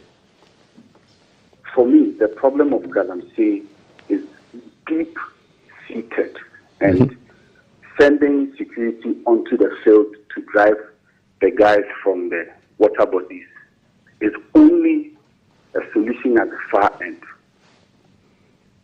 The cocoa farmer is affected. The gentlemen on the water body have no jobs to do. And the landowners are also affected. So if we really want to tackle this problem, we must look at it from a very broad perspective. The cocoa farmer has been earning foreign exchange for this country since independence. But we still refer to them as a peasant cocoa farmer. We have had cocoa scholarships in this country for years, for decades. How many children of cocoa farmers have earned the scholarship? What are the statistics? Look at the number of youths that are coming out of the various universities and not having jobs to do. If we launch into the field and ban this and stop this, what is the repercussion on the various communities when these hands become idle? Good question, sir. So for me, we need to look at this from a very broad perspective. And if we don't do that, we would end up creating another problem for ourselves. The challenge with all the publicity that is going on is also a threat to tourism in this country. If we have a lot of people looking at all the pictures of the river bodies and all the stuff we are putting out there, it is telling them that when you come into this country as a tourist, your drinking water is not safe. So we need to look at this Galamsey menace from a very broad perspective and tackle the various issues that have contributed to the gentlemen going onto the field. When you travel along the Kumasi-Accra corridor, metal fabricators are busy building, I don't know what they call them, but whatever they are building there are simply going onto the water bodies for the processing of the sand or the silt they dig from the riverbed for this gold thing. So Let's look at it from that angle and deal with it as such. Thank you so much, Adinkra. We'll take another call. The number is there, 0543664264. I'm glad Adinkra talked about cocoa farmers, because if you Google cocoa farmers Galamsey and you check out the news online, these are a couple of headlines. 9 hours ago on adumonline.com, Galamsey destroys over 2,000 hectares of cocoa farms in Ashanti region. Same story is on myjoyonline.com 17 hours ago. Now, 3 weeks ago, Ghana Web reported that more than 100,000 acres of cocoa farms have been destroyed by Galamsey, according to a farmers association.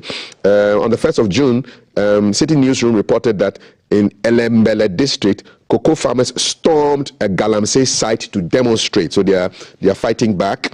The Business of Financial Times a week ago said that reported that Galamsey has consumed 130,000 acres of cocoa and oil palm plantation. So our chocolate and our palm soup is not safe because of Galamsey. That's how we want to break it down. 130,000 acres of cocoa and oil palm plantation. Modern Ghana spoke about Alembele and the cocoa farmers storming Galamsey site. By the way, give us a call. The number is on the screen. Let us know. 3 News reported 3 weeks ago that there's a warning for Ghana's future with the cocoa sector crisis and Galamsey's destruction. On the 9th of May, 2024, graphiconline.com reported on climate change and Galamsey being the greatest threats to cocoa production.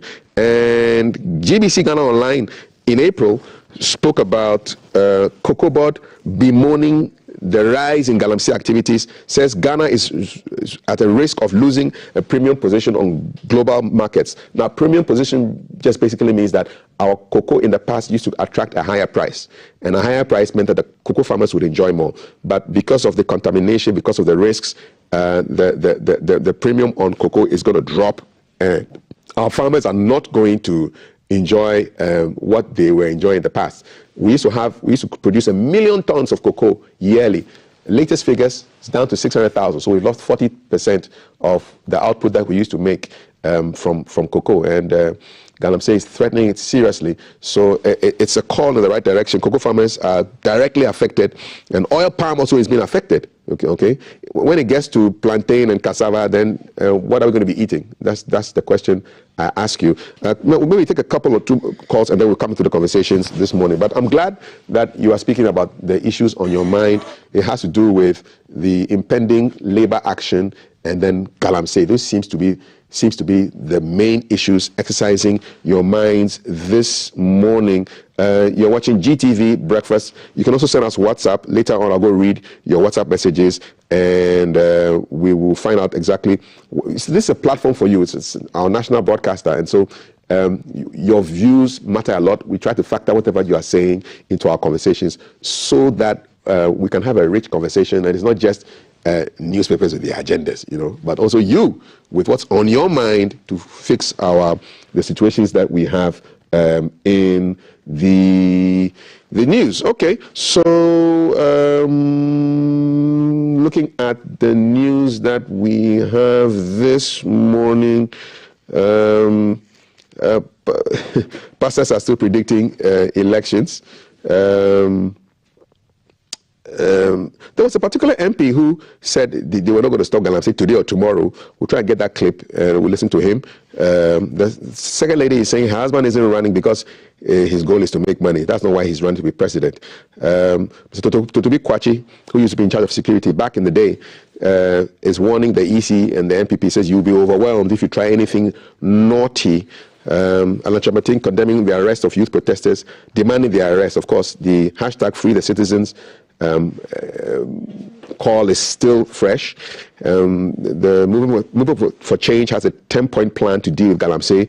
Matiti would talk to their running mate this morning to find out exactly what the situation is. Land Ministry debunks the claim that the president's daughters are involved in Galamsey. There are calls for a remanding of releasing the Democracy Hub protesters for 2 weeks. And we also have the president urging journalists to be vigilant in their reportage as far as the 2024 election is concerned. The academic years for UNIMAC and UG has been postponed indefinitely. Some crime news: a police officer killed in an ambush by robbers, 2 others injured. There's a lot going on in the news. Ochehini warning of confiscation of abandoned illegal mining sites from farmers. And basically, that's the wrap this morning on the headlines that are making the news. Thank you very much, all of you who gave us a call. Adinkra, Daniel, and Do from Kumasi and from Ashaiman. Coming up in the next hour is an exclusive with Kwame Osudansu from the Movement for Change. He's the running mate. Right now, we have only one guest here because we invited 2 of them. We invited Alhaji Mohammed Naziru, a member of the National Communication Team of the NDC. He has failed to turn up as we speak right now. And currently we have a member of the NPP's Manifesto Committee, Dennis Apia Labi Ampofo, who has succeeded in turning up on time. Dennis, good morning. Welcome to the show. What's on your mind? Good morning. A lot is on my mind. It's unfortunate that we would have to grapple and contend with all the issues that have to do with Galamsey. It's an unfortunate situation that in the early mornings of a fresh week, what is on our mind by popular discussions on your channel is the menace of Galamsey. I am worried. I'm worried because at the end of the day, the impact is going to be ravaging. It has always been ravaging. It comes to us and it affects us to the core and to the spine. So it is on my mind too. Regardless of whatever it is, I believe that whilst it's on our mind, it's a collective thought that burdens all of us, and that we must approach it from that perspective. You are doing well too. I think that you are doing well. Making it the forefront is your part to play in ensuring that we get to deal with the menace as it is. One of your MPs is very adamant that Galamsey will not stop. There's a video of him that has trended throughout the whole weekend. And are you aware of that MP? I've listened to the sound bites, but I've not really taken deeper notice to it. All right. So when you mentioned that you wanted to find the video and play, I thought it was going to play. I was actually keenly looking forward.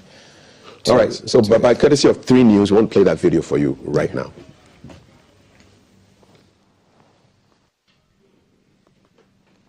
They decided to go and import foreigners. Now, when you buy and man can't jump, say munko in real numu, na munko to go do, or say munko so numu na munko to. Now, more if you want the whole year. In so, I have a problem there. And you want men to started. A obina or pese, anka omo ye nanka ye di speed. Nanka ya caught, nanka ya stop it, Galamsey for, nanka ya lose your seat. Yes, stop you, omo na. Yes, stop you, omo china. Now I'm going to TV for na call. Now I'm going to for ka ena Galamsey. Now Galamsey you too no Accra. In so no Accra. I'm on Kumasi made demonstration and come yesterday.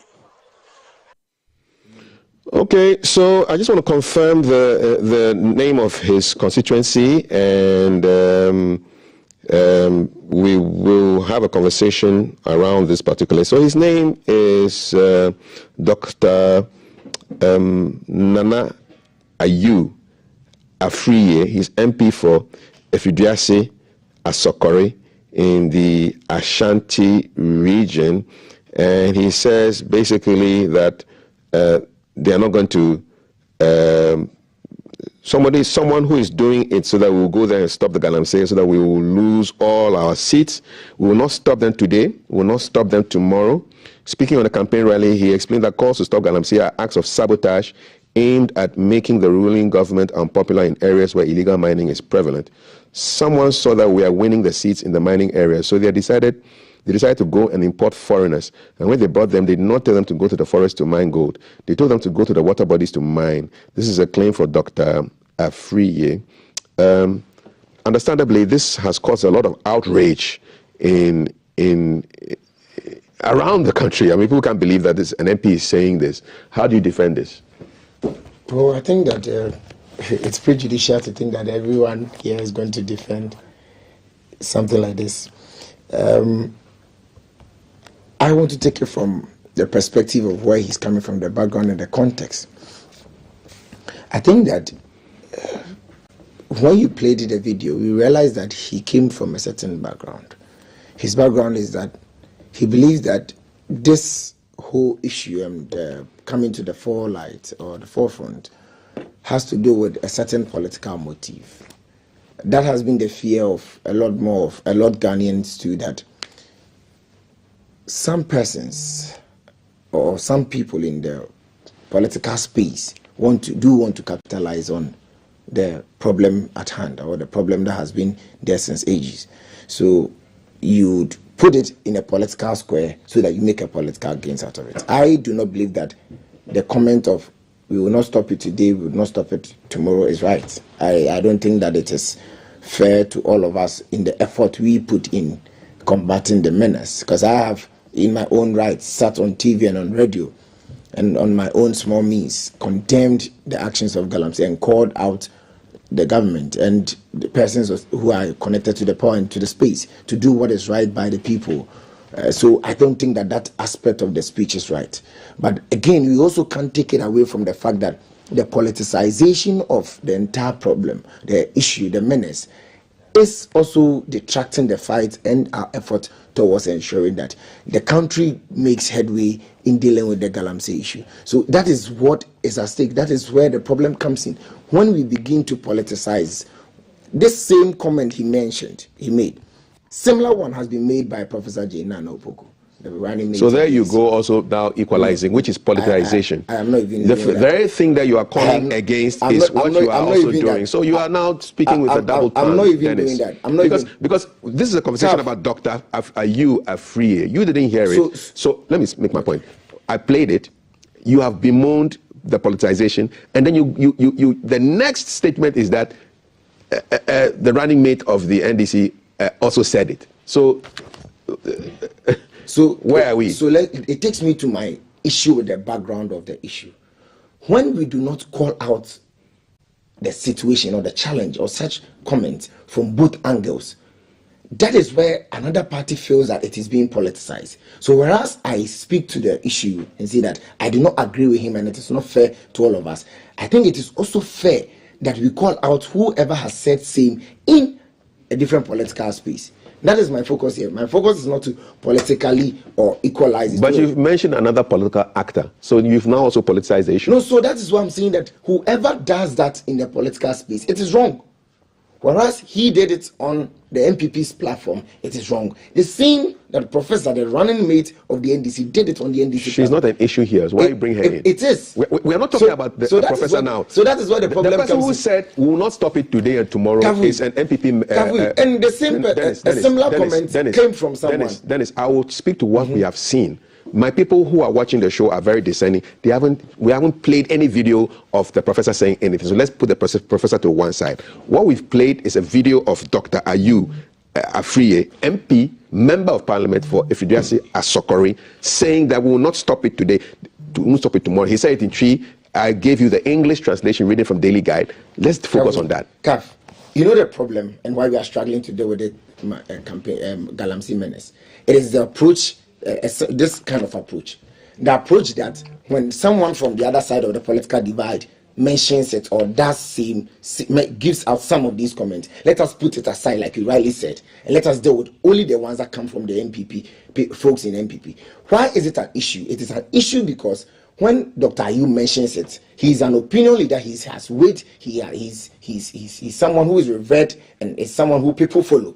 So when he makes such comments, it becomes a problem to our collective fight.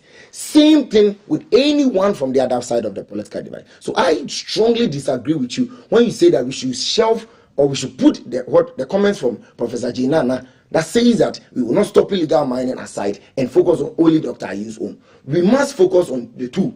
If we believe that it is wrong that Professor Ayu or Dr. Ayu says that we will not stop Galamsey, it is also right that we call out any other persons. If I had sat here to say that what Dr. Ayu is saying is right, he's not done anything wrong, then I do not have any moral credence to come and speak out or call out Professor Jane's own. But whilst I have spoken against Dr. Ayu's comment, I think that it is only fair that we put everyone in the political space who's made such reckless or such comments on the table, and we speak to it. That is my opinion, and I believe that, in my honest estimation, that is the way of dealing with it holistically and ensuring that such comments do not come from political actors. If it becomes a one-sided affair, then we give a free pass to the other side. Then the other side also begins to blame the other side. And that is the problem. And that is why we are facing a problem. We must approach this in a national, holistic manner, devoid of any political donations, devoid of any political innuendos and insinuations, and deal with it whoever and however. I have a video on my phone here of Professor Jean Nana saying that we will not stop illegal miners. So Dennis, I think that it is not fair to anybody. You've made your point eloquently. Who is in charge of the machinery of state today? The NPP.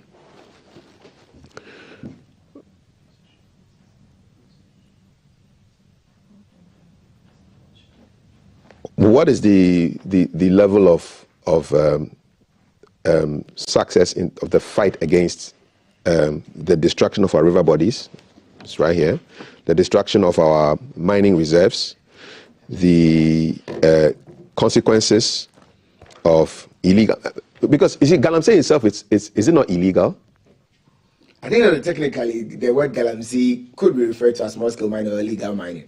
I think that for the purposes of this conversation, we can deal with it as illegal mining. Okay. So, in your estimation, do you think the government is doing a good job right now? I think that the government is doing a job, but it's not been successful, in my honest opinion. Okay. I believe I've said. Where are the challenges? I've said it severally that I don't think that the president himself is happy with the results of his effort towards Galamsey. So why did he lose a golden chance to speak about it at the GJ Awards? He has so many chances to speak about every other issue. So whenever he gets a chance and it is appropriate and right, he's going to speak about it. He didn't speak about it in the gathering of Ghana's media. People who would amplify the message, because at the Ghana Journalists Association Awards, you have virtually all the media, traditional media, new media. No, let me make my point. Okay. You have all these people gathered there. And you even had people with Stop Galamsey Now signs at that particular Journalists Awards. The president said nothing about it. Golden chance missed. Kav, I think that it is also not fair to the president and his team when you attempt to make it as though the issues he highlighted are not equally important. Nobody's talking about the issues he highlighted. I'm saying that there was a glaring omission of Galamsey. I'm speaking on that. Mm-hmm. So it is also not fair to him that he comes out, speak about some of the issues that he believes are prevalent. One of them critically is the issue of peace. He speaks to it. He probably did not speak to Galamsey. In your estimation, he's missed an opportunity. You do not know what the presidential planners also have on their table and when they believe they were going to speak to it. So I think that he reserves the right to choose what he speaks to at every point in time. And unless, of course, we all agree that what he spoke to in that particular instance and minute does not or is not relevant to the discussions of the nation at this very point in time. And I believe that is squarely unfair. What it is that what is the commitment and what has been the commitment of His Excellency Nana Addo Dankwa Akufo-Addo over the 8 years period of his presidency to the issue of Galamsey? Galamsey did not start under the Nana Addo Dankwa Akufo-Addo government. We've seen presidents lament, we saw President Mahama lament, we saw President Atamos lament. It is true, it did not start under his tenure. The issue of the water turning this color, the issue of water crisis looming, and then the predictions of importing water did not. As far back as 2014, 1st of March, there was a publication to that. But the point is that what has been his effort? We've seen his effort with regards to the task force, the Vanguard task force, where he entered into the space with some level of brute force. We've seen his collaborative effort where he brings in the issue of the gold catcher machines that government provides to ensure that there is some level of responsible mining. About 100 gold catcher machines were provided in these areas to support it. We also saw the innovative introduction of the community mining scheme. All right. Where we have communities who applauded him for it.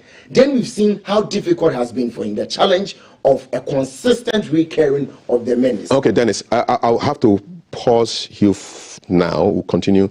After I take a phone call, I speak with Dr. Kenneth Ashigbe, who, for all intents and purposes for this conversation, is in charge of that media coalition against Galamsey. Dr. Achebe, good morning. Welcome to GTV Breakfast. Have you heard the comments of the MP for Efiduase Asokori, who basically is saying that they are not stopping Galamsey today or tomorrow because it's basically the opposition who have gotten people to go and look for gold in the rivers for political gain? Have you heard those comments? Coffee, good morning.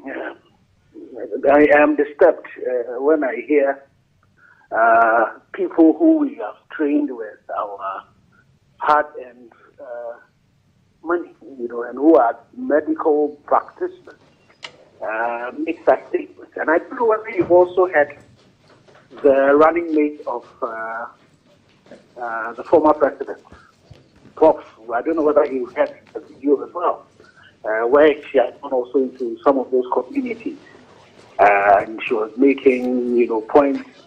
Might not have been as bad as this one, but also to the effect that, we're not fighting the crisis.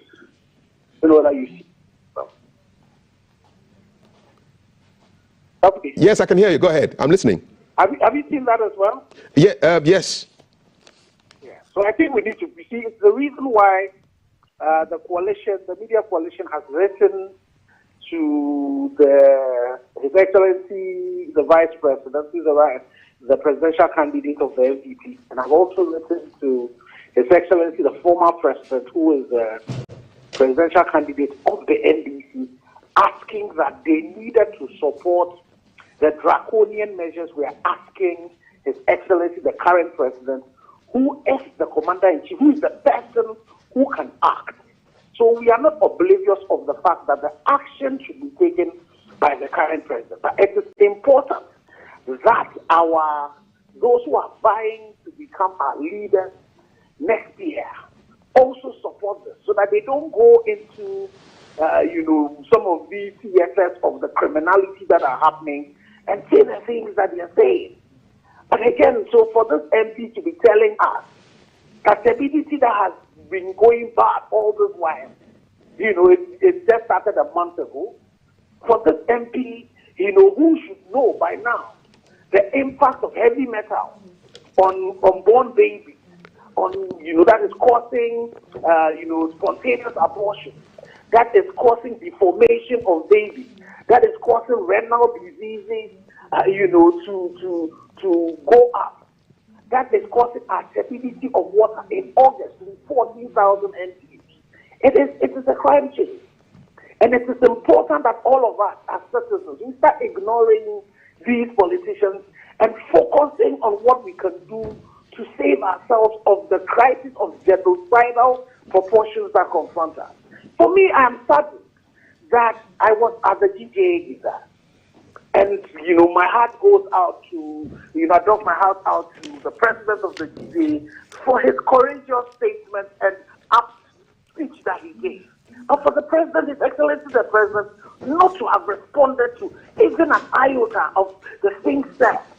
And it's not only the GJA, it's not the media coalition.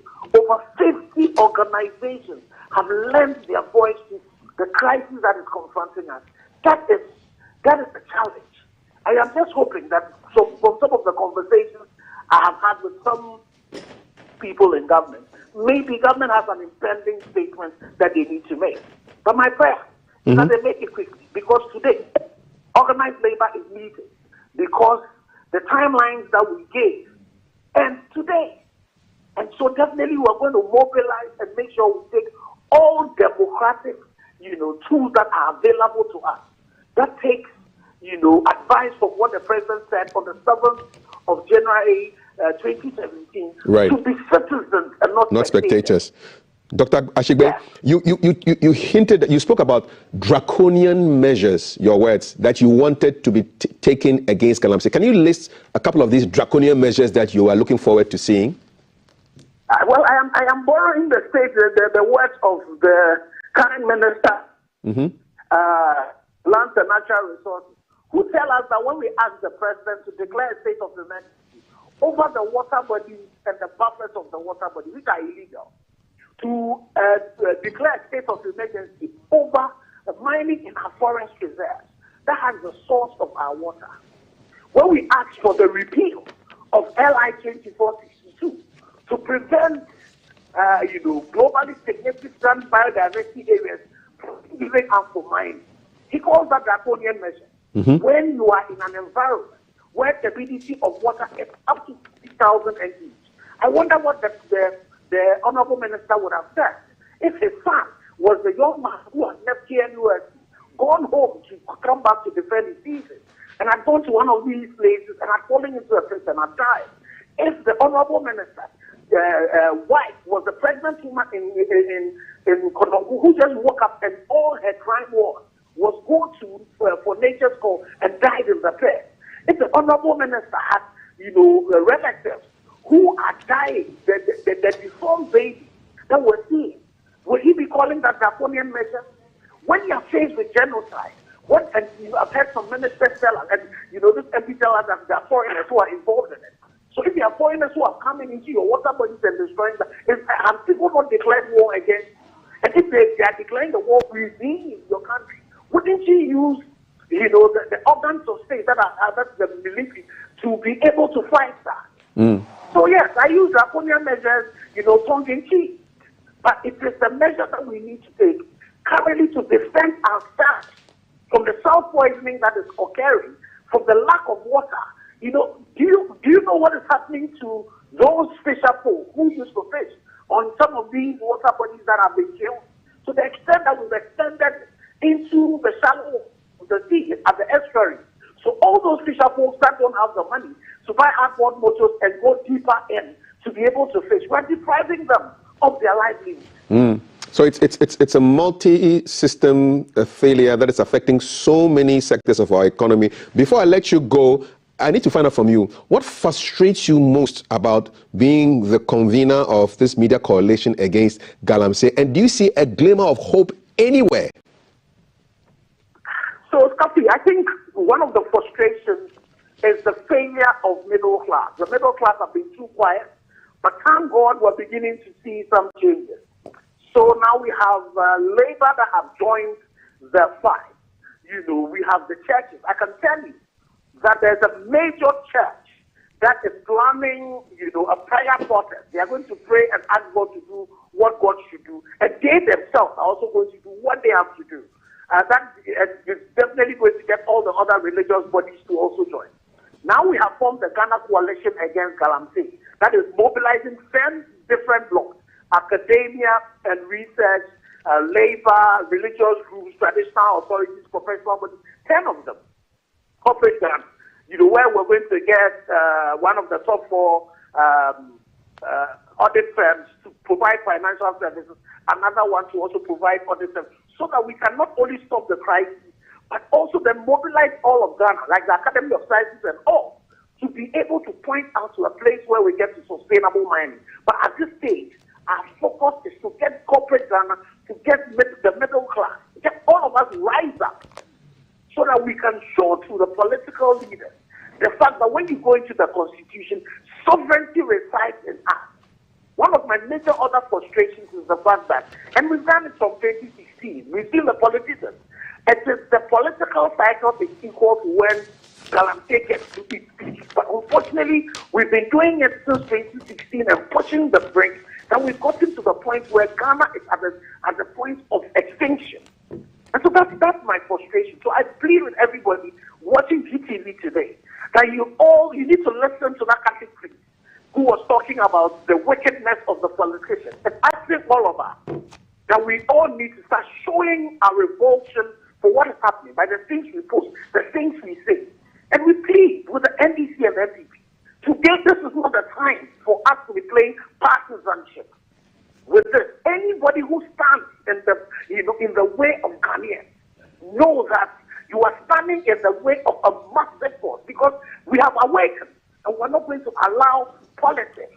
Because no matter how many people they say are involved in the illegality, there cannot be more than 14 million of us who are suffering this. And we should mobilize all of us to let people know. And one of the campaigns we're also going to start running very soon, ethnically, we're going to start showing you the effect of Galamsey. the deformed fetuses, the challenges that you are seeing medically, and this is based on research that have been done by renowned medical and scientists. And all of that, we're going to start putting them out so that the people who are in the pit, who are themselves are victims, who start thinking that these people are just fooling them. That when they cut their tongues, they have not eaten any meat. So they come and they pay them kittens and they take the gold away. But they are suffering. Even the men, when it comes to their sexual potency and all of that, it's being impacted. So we need to also, as media people, start also showing the linkages between the things that are happening to us and expose medical people who should be telling us not to do the things that we're doing, and when they start saying the things, we expose them for who they are. Dr. Ashigbe, in a word, are you hopeful that the president can take action with 98 days for him to leave power? Can he take action against Galamsey? Well, my word is about he can. He has the capacity to be able to do that. A day to when he hands over, he still is the executive president. But the only thing that would make him do it, if all of us as Ghanaians say that enough is enough for the poisoning that is taking place, the killing of us that is taking place. If, again, going back to the Constitution, sovereignty resides in us. If we decide that we're going to push it, and with the media, all of you doing what it is that you're doing, he will take action. I thank you very much for your time. Convener of the Media Coalition Against Galamsey, Engineer Dr. Kenneth Ashigbe speaking there. What are your thoughts? Let's know. 055-556-1034. We invited a member of the NDC. He came late, but he's still here. Alhaji Mohammed Naziru, member of the National Communication Team of the MPP, here to join the early bird, Dennis Apia Labim Ampofu, member of the MPP's Manifesto Committee team. Alhaji, good morning. Assalamu alaikum. How are you?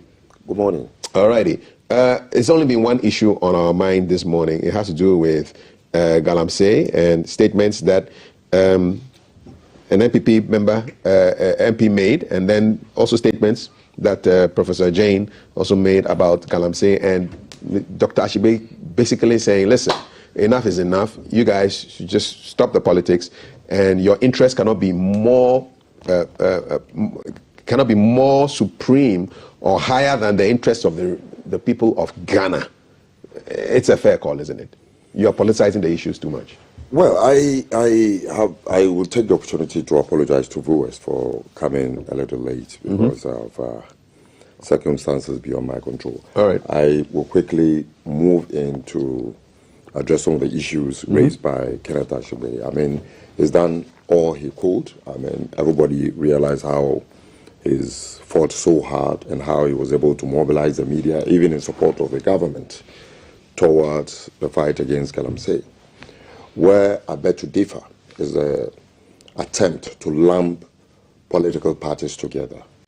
We have never in the history of the 1992 Constitution and the Fourth Republican dispensation had two political parties leading this country.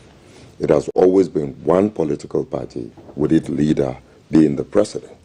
When we had the problem of Dumsor, for instance, during the Mahama administration, we didn't hear people lump up political parties. When there is a problem today, we have a president, we must deal with the president and stop lumping us up, because we did not create the problem together. NDC never stood anywhere to say they are putting their political party or their leadership at stake to ensure that we can fight Galamsey. It is Nana Addo Dankwa Akufo-Addo, the president of the Republic of Ghana and the leader of the MPP, who said so.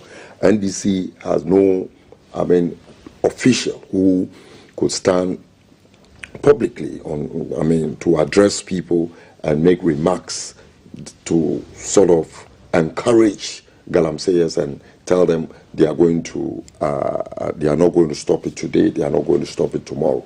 Indeed, what I was expecting is that by this morning we would have the political party, the said minister represent, issue a statement, disassociating themselves from it. The presidency itself and the government of the MPP also disassociating themselves from it. But nobody does that. They are comfortable. That is how they want to go. The issue with Galamsey, for me, it is more dangerous more, what do you call it? More, the adversity is so higher than what we saw with Dumso. But collectively, I mean, we saw how the John Dramani Mahama administration was lambasted for Dumso.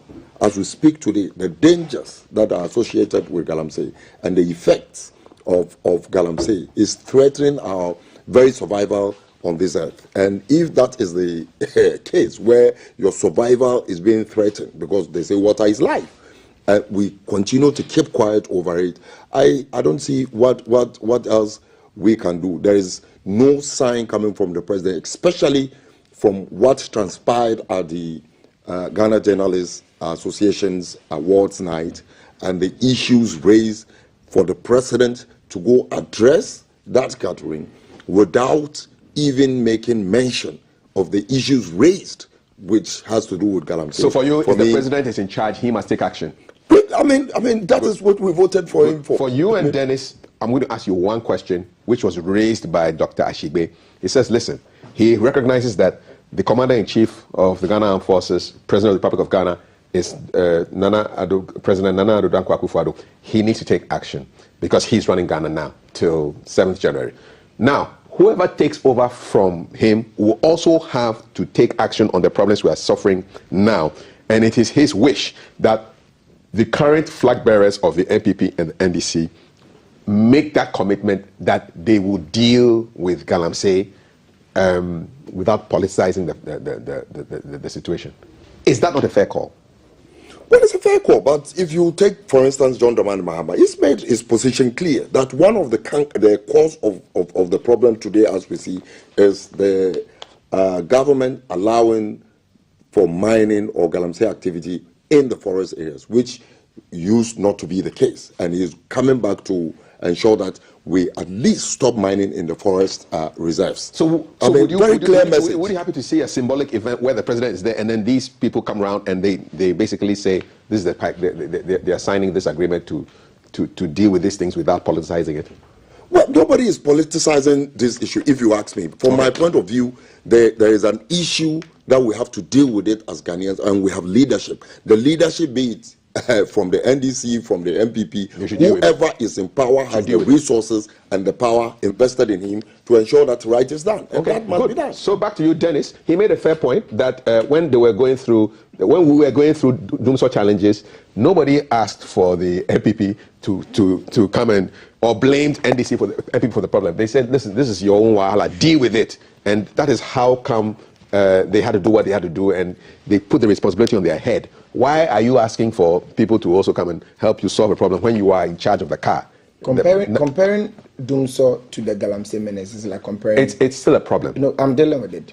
It's like comparing pineapples to oranges. They are all fruits. You cannot compare them. They are all fruits. It is in bad faith if you attempt to compare them, because whereas the Dumso challenge was something that the government could deal with squarely, even without citizenry, even without discourse, the Galamsey menace demands and requires that, just like Kafui and his colleagues are putting it at the forefront, every one of us play our part in taking it out of this system. So your argument is that the NDC is not playing their part in helping They are not. In fact, they are actually undermining it. The NDC has consistently undermined it, because you don't tell, if this is not undermined, if a key stalwart of the NDC goes to Galamsey side and tell them that continue to do it and just ensure that you vote for us. When you vote for us, we will let you continue. Who was in charge then? The MPP. Why didn't they arrest that guy? I'm coming. I'm speaking. Kafui, I'm speaking. Don't you think that is undermining enough? That is undermining. And if you undermine, you go to the other bank of the river, you create the problem. You come to the other side and ask who is dealing with it. Then that is actually in bad faith of governance. So what we are saying is that the politicization of it is actually an NDC card on the table. Now, but I want to know why those people were not reported to the police, because they were actually aiding and abetting an illegal act. That I agree with you. How come they were not? No, that I agree with you. I believe that they should even be arrested, even if it takes 20 years. But it does not also take away the fact that it is a clear-cut undermining of our effort towards it. Is the MPP that is the opposition that powerful? Yeah, they are. Do you know why they are? Why they are is that you mentioned a ceremonial pact that would ensure that both parties, when they win, who wins, that's something to it. Let me tell you, if the NDC wins, the second most powerful person will become Professor J. Nana, God forbid. And she has said openly that she would ensure that illegal mining continues, that they won't stop Galamsey. I mean, the Nana has not said this anywhere. Can we I've hear shared the the video. Can we? I've shared I think we have the Nana Jane. I've shared the video. When we have clear, Do we have shared do we the have video. the do we have the Nana Jane clip so we can play? Can we play the Nana Jane clip? Yes. All right. So let's listen to the clip, and then we can make our comments. It's in Sampani as Abano. Hey, Ibinya Bazi. Hey, you know, Yajina, hey. Yenny be there. I'm in Fiha. Galamse or Hapa. I know ye ha. Galamse for no he.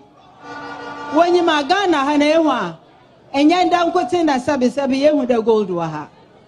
And then yan down putting Yenya Galamse waha. Nesenya bana ona ejuma obogun kakra oho no obogun ono so onfa ejuma nka ho a ebe na ze na mebu no waye sawe hu itaye na bran sampa ne ezerba yesterday da me bi no krom onso ya galamse na wonsu nse no da ma na yeso e ba fodo ne a kiracha yemba da mo obaye no da mo obaye na nsu nora onsa ya ho na apo ho no bra on say one dache, on say one in Bibia. It's in Shisha Pamo Nezerba, Mobaya, Sadam and Banner Sobaya, I chano quano ye. Na I chano quana agent, the man on the sock I am on him. If you soon say yes or no, I send. Why and then no banadam. And so no ya some pakra, Yazerba. A mebuno, Yim de wo here, Juma. Ono so ka ho tin ya 24-hour economy ne ya zabana ya sa no ho asa osisiano ono nya baze ejuma na ori yeju oruko n'enyim no yenye wura no bakwa akatena ho boko na ebisa da uncle inti sa he na ye ho nyina ye ejuma. Fanti is very rusty, but what did she say? She's saying that when they come, they are going to enable Galamsey. No, where did she say? Oh. She said, so you see, there's a difference between... You guys both speak Fanti. I'm coming. I speak Fanti. I'm coming. Okay, you speak Fanti. Yes. Okay. Because UCC first. So what did she say? I'm coming. When you were speaking... What's happening? Okay. Maminka say, Alaji. Alaji, you won't allow me to talk. Okay, wait. Kafu starting... He asked, let me speak. Speak Fanti. Kafi asked, what's the difference between Galamsey and the illegal mining? What are we dealing with here? And then we squarely agreed that Galamsey is illegal mining. So if anybody in any way attempts to justify and attempts to tell you they will enable Galamsey by polishing it in whatsoever, Galamsey is Galamsey. It is illegal mining. Once it is illegal, it is illegal. Until you convert it from illegal mining to legal mining, it is Galamsey. No amount of changing it, teaching anybody out of it will save the situation. It is illegal mining, and that is it. Alaji, what did she say? I mean, what she said clearly is, how do we get our people involved in this mining activity? Do mining the right way. What the NDC is interested in is to ensure that, look, we get them the right equipment, the right tools, and the right direction to ensure that the activities as miners, which will continue anyway, whether with Galamsey or not, will continue because small-scale mining is legal, and we have large-scale mining, which is also legal. What we are going to do is to ensure that it is done the right way so that our water will not be polluted. If somebody has this mind, I don't see how it's frustrating the effort of the entire country at ensuring that we kept the miners of Galamsey.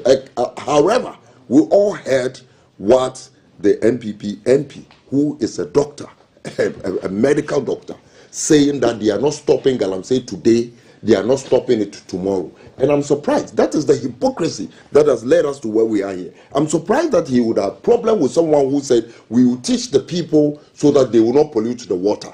But is quiet and absolutely silent about an NPP MP who would say that we will not stop Galamsey today, we will not stop Galamsey tomorrow. I mean, if we have... You didn't hear him condemn it, though. Yeah, I didn't hear him condemn it. Yes, but he did. He did. So, what are we doing about such a person?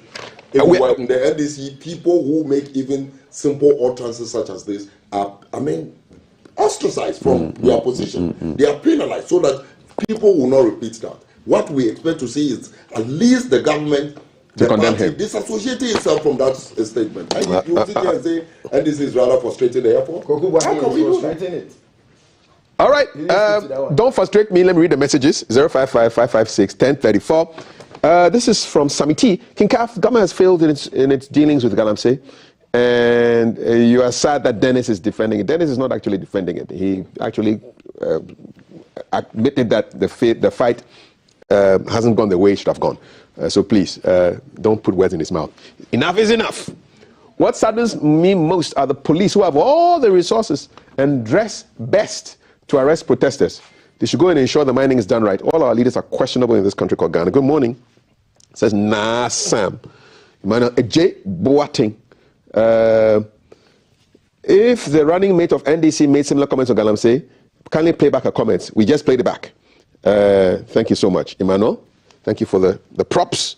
Good morning. Galamsey menace is worrying. The president has done well in fighting it, but the partisanship is worrying. Mahama told Galamsey to do more, and anyone called by the government, he will make sure he releases them, which is worrying. Is that what he said? He said no. I want to hear from the defender. What did he say? What John Mahama said is that some people have been castrated illegally without recourse to, their fundamental human rights. Castrated or incarcerated? Incarcerated. Okay, all right. Because when you say castrated, I kind of went like this. I said, what? so that collectively, that was during the time where we would have people of Asian origin, nationals, will be leaving the country after causing a lot of problem, and nothing is done to them.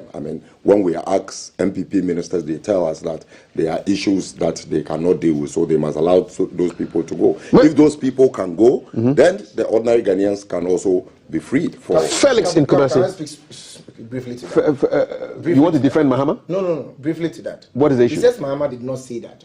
This is a story by Ghana Web, published on 11th September 2024. He says, I will grant all Galamseyers imprisoned under the Kufuor amnesty. Nothing is justification, no gymnastic can say that. That is what he said, and it is undermining to our effort. Did he say that? Exactly what I am saying. That he was making that statement in reference to other people who are even not Ghanaian nationals, who have been freed. So you admit that he said that? No. What I'm saying is that as we speak today, people who demonstrated, people who demonstrated against Galamsey are in cells, are in custody, and people are saying that it's a violation of their fundamental human rights. You see that continue, and you continue. Hello. No self-heckling. We will have to import water if we don't stop Galamsey. When we look left and right and all around us, do we see any water market around us? There's no water market anywhere in the world. Let's stop the Galamsey, lest we die. That option of importing water does not exist, says Felix. And you believe that if the government, NDC had not gone behind to sabotage the effort of the MPP in the fight against Galamsey, all these problems wouldn't have come. Why is that this call is now coming at the 11th hour? You have been to a lot of mining sites. 70% of the Galamseyers are foreigners and always changing foreign currency for payment of their workers. The CFA franc, to be specific, says Alasan Yakubu. Tell us where you've been going to. We'll go and check it out. We'll go and fact check it. All chiefs and elders in these Galamsey areas must be brought to book. Immigration service must be given powers to interview all foreigners. You think, especially those from China. Security services must be set in these hotspots for Galamsey to report any unusual activity. People of Ghana, especially our hardworking journalists, must be encouraged to expose all Ghanaians. We can never catch the thief if we are the one protecting that thief. And right now, I do say that time is not on my side. I've been robbed of time because we are out of time. Gentlemen, I want to say thank you. Where are your presidential candidates as we speak? Where's Dr. Obama now? Dr. Mahmoud Bamia is in the Western North. Western North. Yeah, Western okay. North. Today he's doing the Amenfi and other areas, and BI he'll do BI and some other areas. Okay, all right. What's the plan with Mr. Mahama? Well, we rounded up some activities in the Ablekuma constituencies over the weekend. Okay. We're seeing to outline where he would go next very soon. All right. But the vice presidential candidate, the women wing, the chairman of the party, the Zongo Caucus wing, all of them have taken some areas and they are continuing with their campaigns, except to say that we collectively need to do something about this. All right. Galamsey. Okay. it is not the best, we'll continue to just talk about it. I've heard the labor unions trying to embark on some. So we'll see how that goes, because today is the end of their let us collectively support it. It is the bad thing that would ever happen to Alaji Naziru, Mohamed Naziru is member of the national communication team of the new the National Democratic Congress. And Dennis Pia Labia Pofo is a member of the New Patriotic Party Manifesto Committee. Up next is a conversation with the running mate of Mr. Alan Shamating. His name is Kwame Owusu Dansu. He sits down with Maltiti to talk about the movement for change and what they plan to do to wrest power from the NPP government in 68 days' time. You are watching GTV Breakfast. My name is Kafri Day. If you must drink and drive, drink cocoa.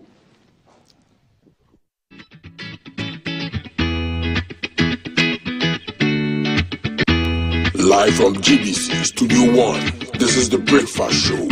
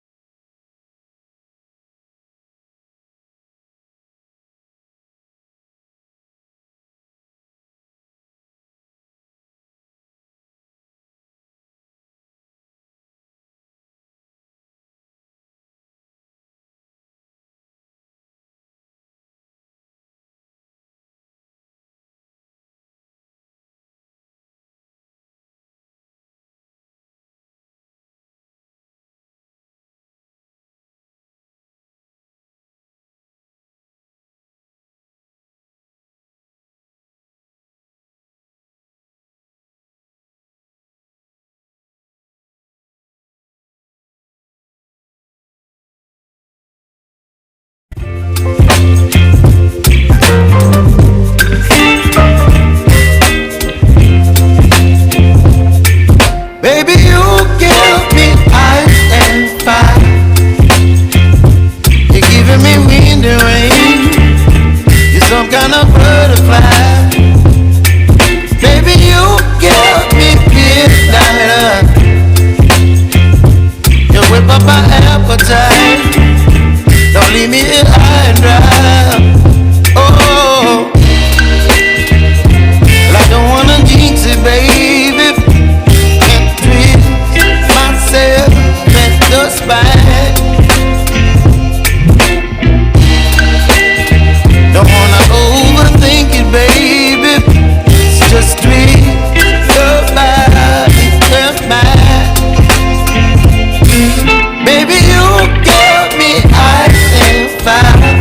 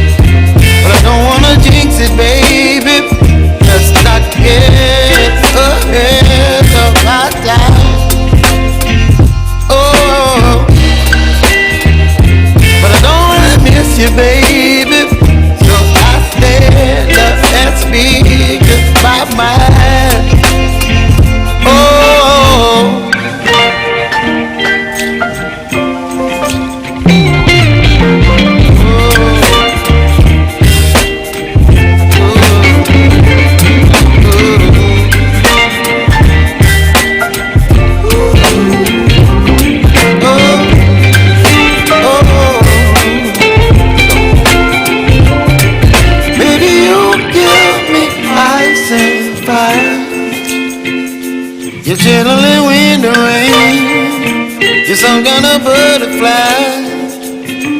Baby, you give me midnight. You whip up my appetite. Don't leave me high and dry. Baby, you give me ice and fire. You're channeling wind and rain. You're some kind of butterfly. Baby, you give me midnight. You whip up my appetite. Don't leave me here high and dry. Oh,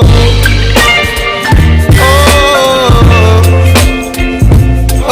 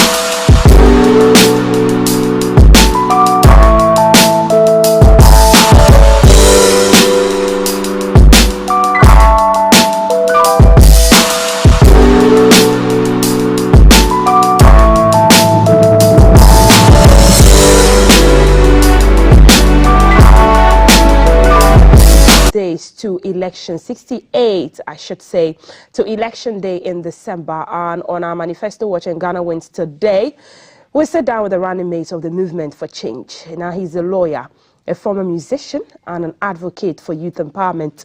He's a media man as well, Kwame Owusu Danso Esquire, and we are going to discuss diverse issues, including how his blend of experience and vision, he's intending to bring that to the forefront in his political career and this political journey that he has taken up to partner Mr. Alan Tremartin and move to the elections. What's the agenda for the Ghanaian youth and the Ghanaian people?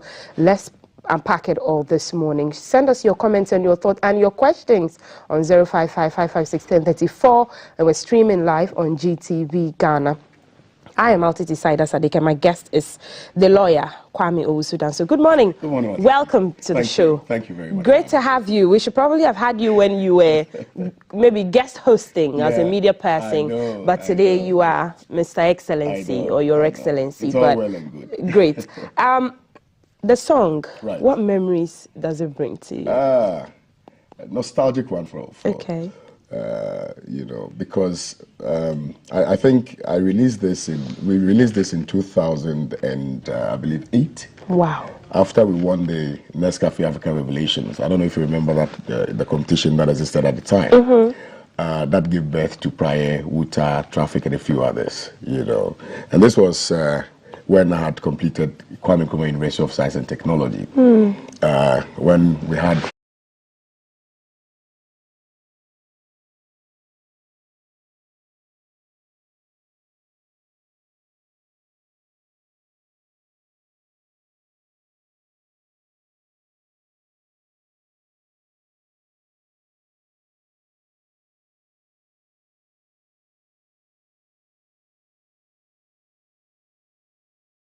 So now that you're in the political space, you still meet people who relate with you from your days in music. Indeed. Okay. Particularly, the people who jammed at the time. The song. Okay, remember the OGs. Yeah. Let's talk about how you got into politics? Yeah. Is it by accident? Tell us. We know your background now. I've said you're a lawyer. I've said that you're a media person and a musician. Yeah. Well, insofar as we live in a country where politics is the ultimate decider of our fortunes, all of us, including those who claim they are apolitical, are politicians. Because when it is election period, the apolitical person will, depending on the circumstances at the time, vote for one political party or another. And so to that, to that end, all of us are politicians.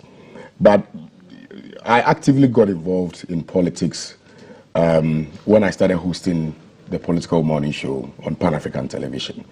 That is when I began understanding and appreciating the dynamics of politics and the importance that, or the important roles that we have to play in ensuring that our democracy thrives. Okay. And so for me, that is what, ushered me into the political space by interrogating policies, asking questions, eliciting the answers from people, and demanding real accountability from the people in whose hands we've entrusted, our futures. Okay. And so I can say that my exposition to media is what nurtured my desire to understand and appreciate politics. So it's not, foreign grounds for you going into politics. Is Ghana at a stage on the brink of collapse? Is Ghana in a conundrum right now? Yes. If you look at the political architecture of this country and the trajectory of our political experiment, I think it's quite clear that we have not been consistent in demanding real accountability from the people that we've given our power to. Let me say that Ghanaians, young people, the elderly, we wield that significant power of determining, our future and our fortunes. And we oftentimes, when we get that power, we don't utilize it in furtherance of that aspiration. And so for me, it is symptomatic of our inability to really question political parties and what they stand for and what they intend to do for people. That is why we're here. But having said that, it is important to acknowledge that we've experienced a duopolistic political atmosphere where for 16 years apart, we've had the NDC and the MPP govern this nation. MPP has had, an incredible opportunity to reform this country in 16 years. NDC equally has had an incredible opportunity of reforming this country in 16 years. So when you put the two parties together, you're looking at 32 years. But the question then becomes, have we experienced the real change that we are promised? Oftentimes, when political parties are in opposition, their attitude to the governance architecture is different. When they are given the opportunity to govern, their attitude is different. And so you'd find that at the time when President Kufuor, had the opportunity, he campaigned on the back of the circumstances of the time, the exigencies of the time. And he pleaded to the conscience of people to give him the mandate to reform our economy. He was given the opportunity, of course. I think he did some fantastic job. But he was not able to achieve it all. And power changed. Professor Atanos also tried his best, did what he needed to do, but the end game, is still the same. We've not really experienced that real change. Okay. Now, we are at a junction where we must, as a people, determine how far we want to go in terms of development, how far we want to go in terms of growth, and how far we want to go in terms of democracy.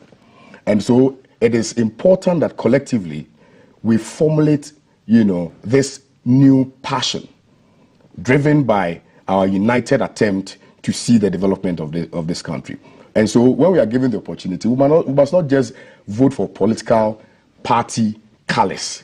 We must vote for individuals who have the interests of the people at heart and who can further bring development and advance the cause of development in this country. So yes, we are at a brink, but all hope is not lost yet. And that brings me to my next question. Is Ghana ready to break away from the duopoly? Indeed. Look, I was in Oti region. What have you seen? Yes. I was in Oti region over the week, last week.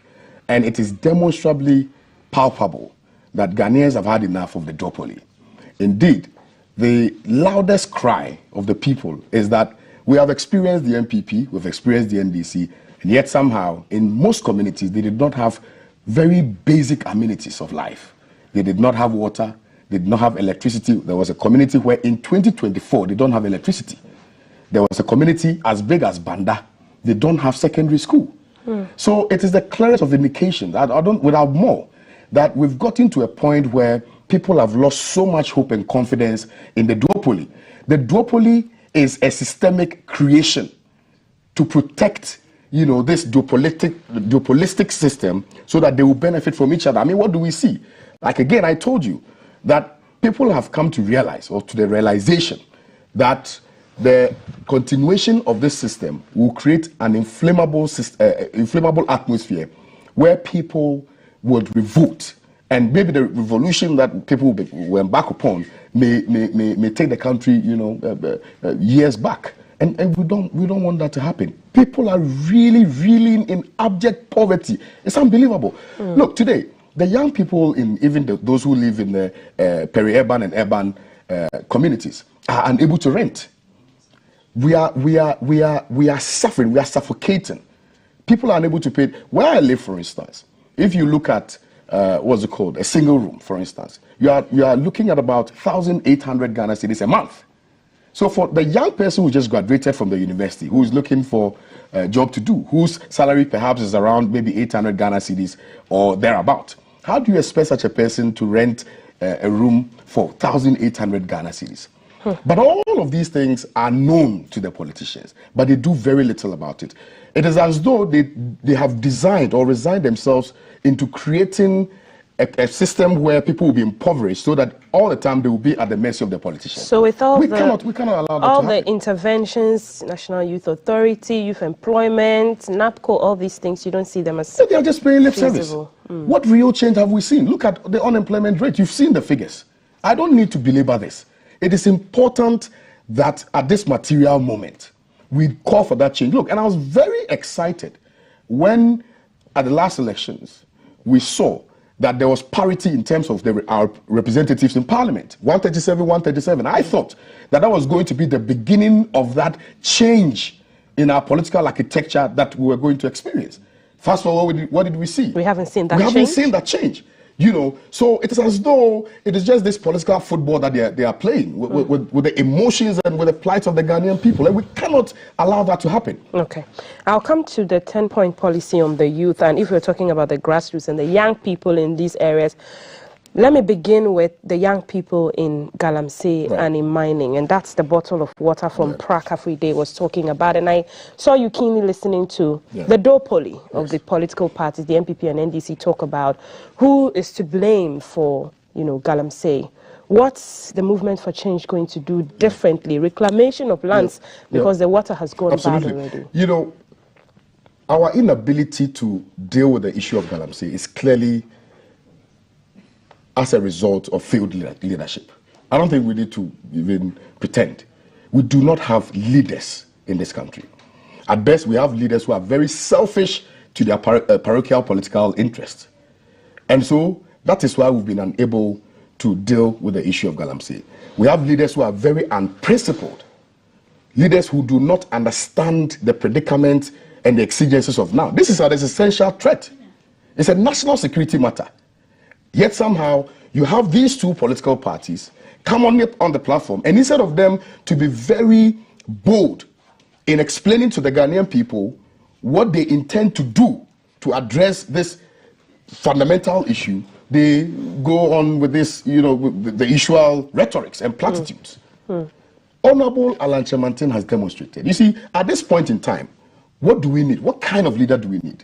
Do you need a leader who will place his political interest above the interest of the Ghanaian people, or political leaders who would say things just to win votes, or a political leader who understands that it is the issue of Galamsey is an existential threat and is willing to put the solution of that problem above his own personal interest?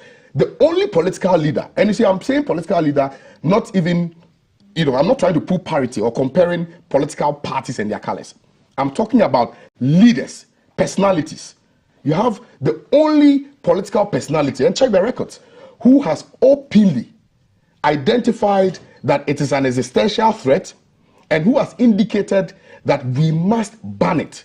We must ban it with immediacy, and then we have a discussion as to how we are going to deal with the, with the other attendant matters. Okay. Now, let me tell you, if you look at the Great Transformational Plan, for instance, and all the other political manifestos that we have, or the party manifestos that we have, none of them speaks directly to the issue of Galamsey. None of them, because they always are thinking about winning elections.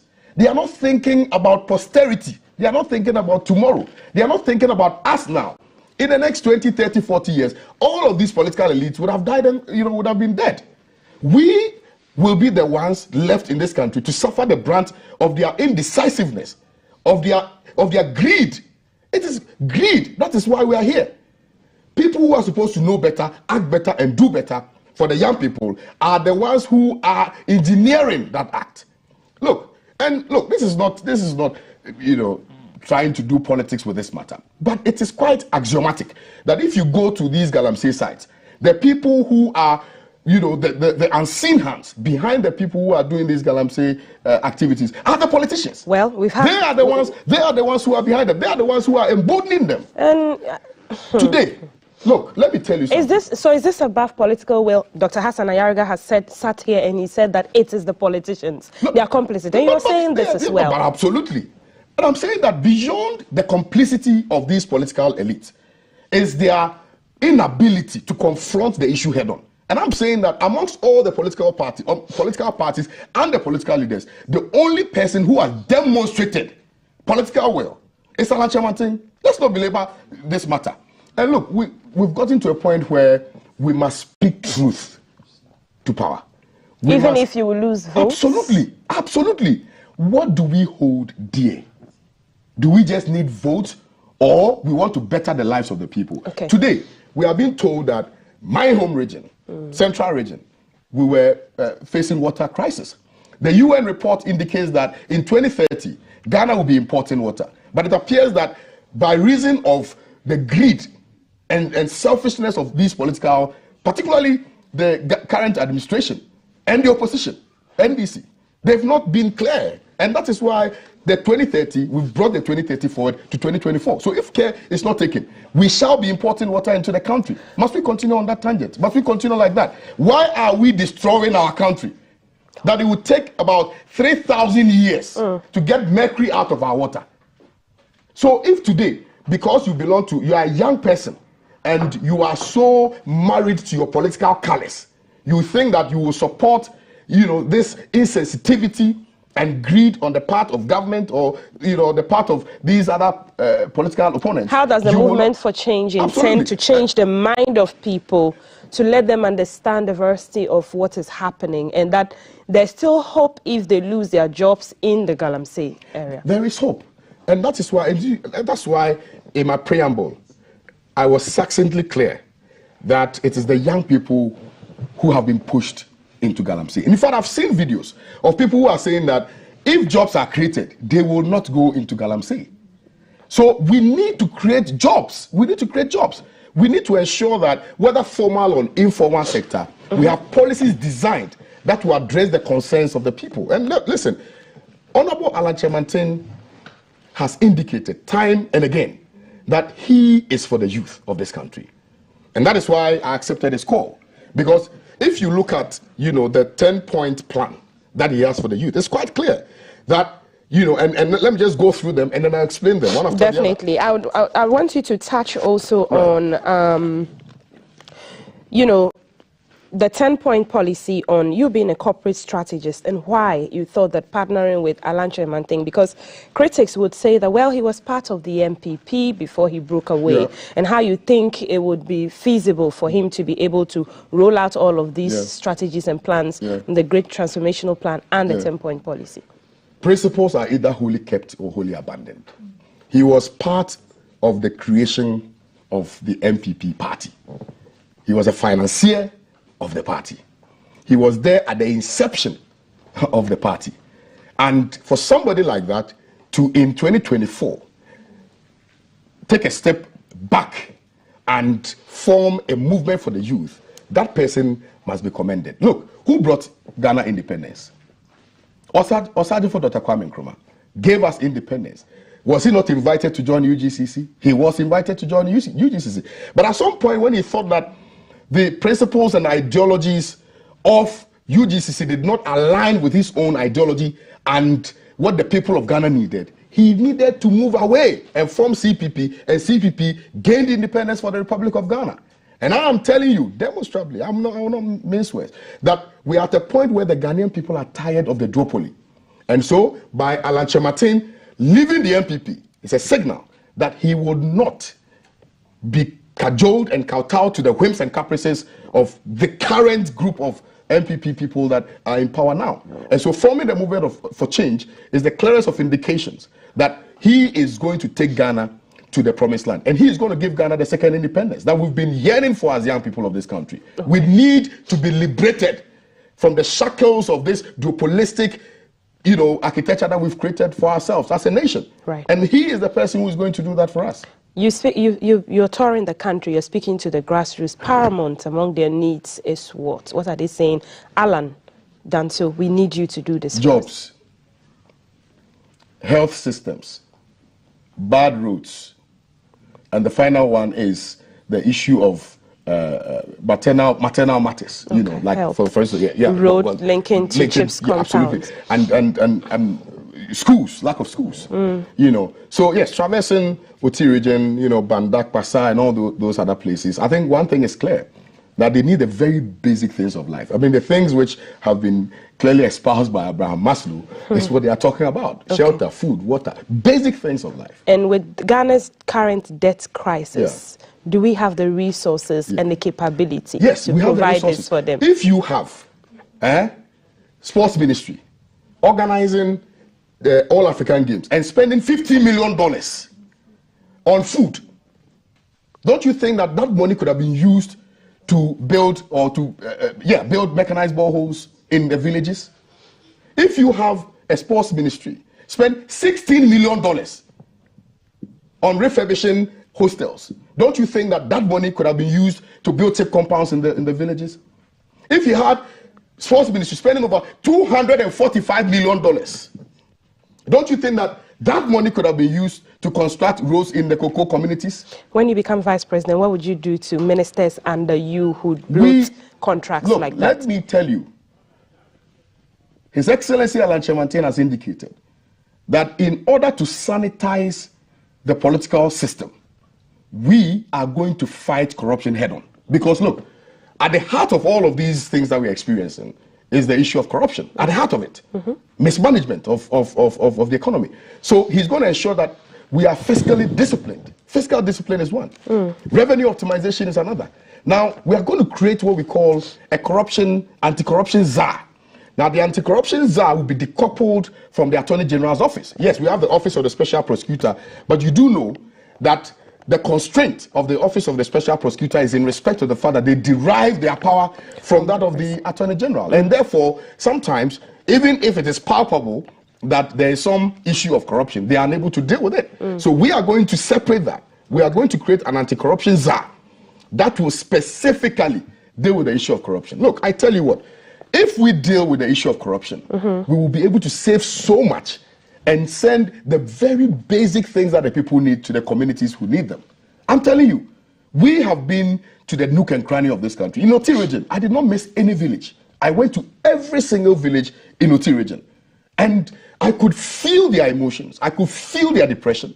I could feel their melancholy. I could feel that these people needed something, just something, somebody to just come and liberate them. So if we are able to save so much from corruption alone, we will be able to do that. Again, Honorable Chematin is going to reduce our ministers to 40. And there are so many other institutions, agencies and parastatals that are, that have been created, which institutions usually do the same thing. I mean, if you have National Petroleum Authority, you have this, you have that. They are all essentially doing the same thing. And they are being paid.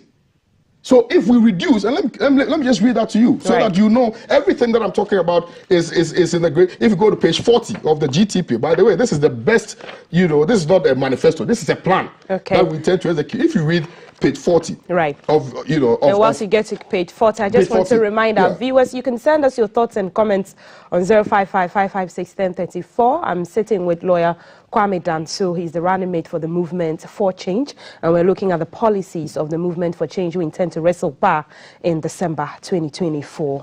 Yes, so issue of corruption is here. Demonstrate the leadership of personal integrity and political will to fight corruption and take decisive action against politically exposed persons involved in corruption-related matters. That's one of them. Isolate all corruption-related provisions in existing legislation and consolidate them in one enabling legislation with a clear definition of corruption, including severe sanctions to serve as a deterrent against corruption. Amend the Constitution to establish and appoint anti-corruption czar with independent prosecutorial authority, separate, from that of the Attorney General. So clearly, we are not here to,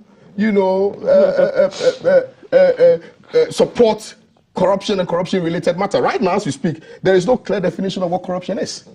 And that is why you have people who, brazenly are exposed to some of these matters, but we are unable to address them because there's no clear definition of what corruption is.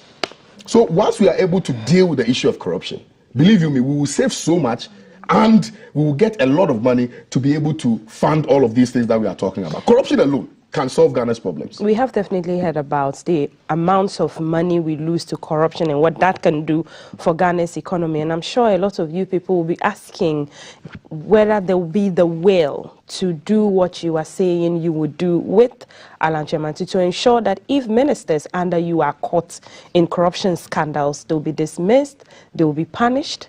You know the beauty about Honorable Alan Kyerematen? Let me tell you, he is the only politician in this country who is on record to have indicated that he has never been corrupt, ever.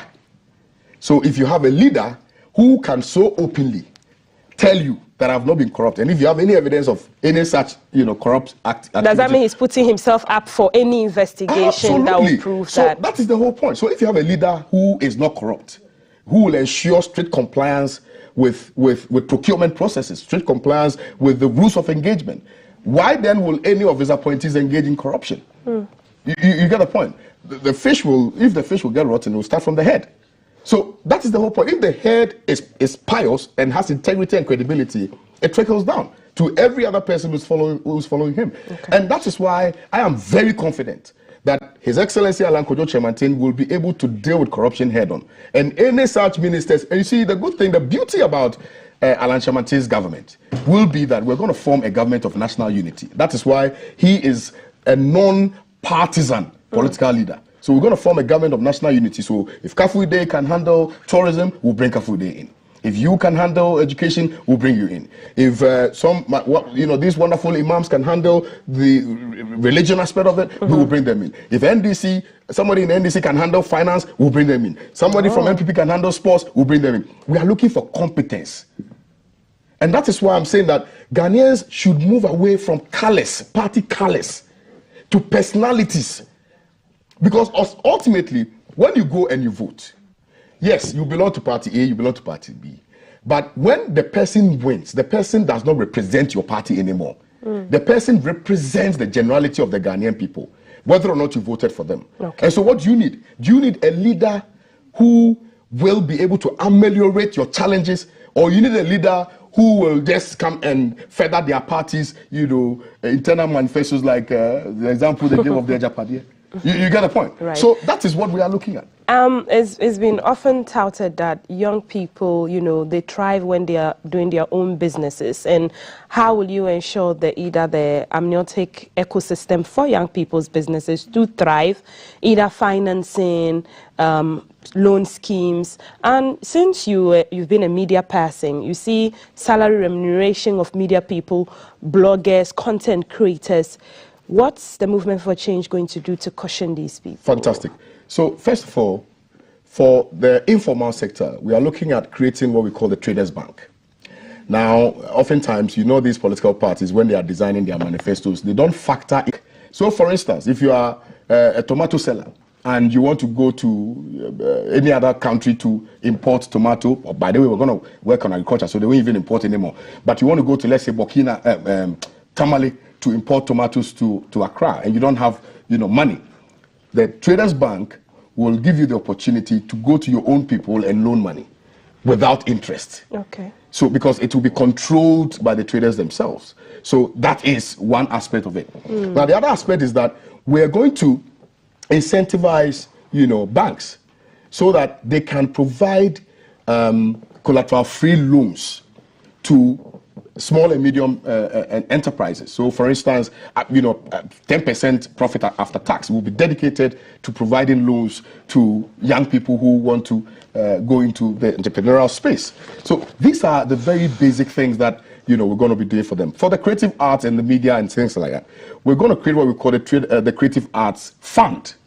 Now, the Creative Arts Fund essentially is to provide assistance to musicians, to poets, to artists, to whatever, so that they can finance their projects themselves. You don't have to go borrowing. You don't have to go looking for sponsorship from anywhere. We'll create that fund so that the fund will take care of the musicians that and the other people in the creative art space. Right. Once the economy is stabilized, I'm telling you that all the key sectors of the economy will work, of the country will work.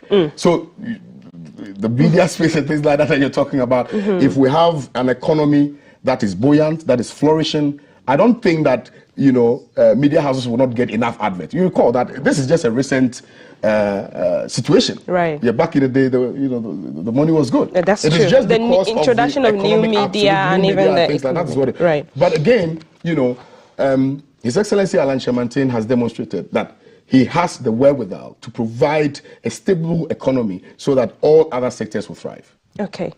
What are the qualities that we'll see at the forefront? We've seen him in business and trade, and if you talk about the economy, young people will be asking, upon doing all of this to cushion us, are you going to tax us more to be able to furnish We will economy? expand the tax debt to cover, a few other untaxed areas. But you see, the thing is that if you are benefiting from the country, if the country is taking care of you, and we expand the tax net to cover everybody, people will be willing to pay. The only reason why people refuse to pay tax is not because they don't want to pay tax. It's because when they pay the tax, they don't see what the taxes do for them. And that is why a lot of people do not pay taxes in this country.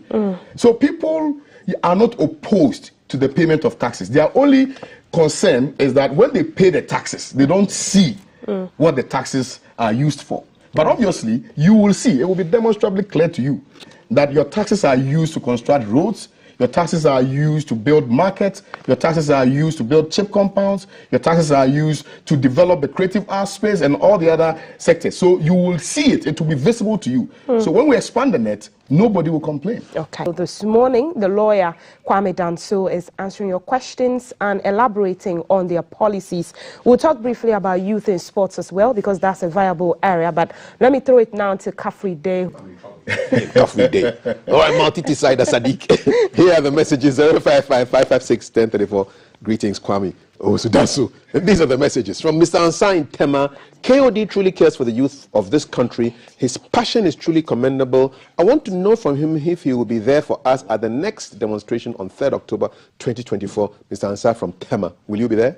No, I've indicated. Yesterday we had a press conference and I was very vocal about it. I'm going to be there. All righty. I'm youthful. I have to be there. Akosha from Kumasi Edum says, I wanted to vote for Dr. Baumia and travel to the USA for the MPP people to suffer.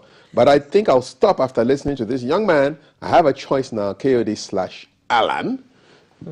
More messages coming in on 055-556-1030. Youth and advocacy for change is truly inspiring. Your tireless efforts over the years have made a significant impact, and this is the moment we must unite to drive transformative change.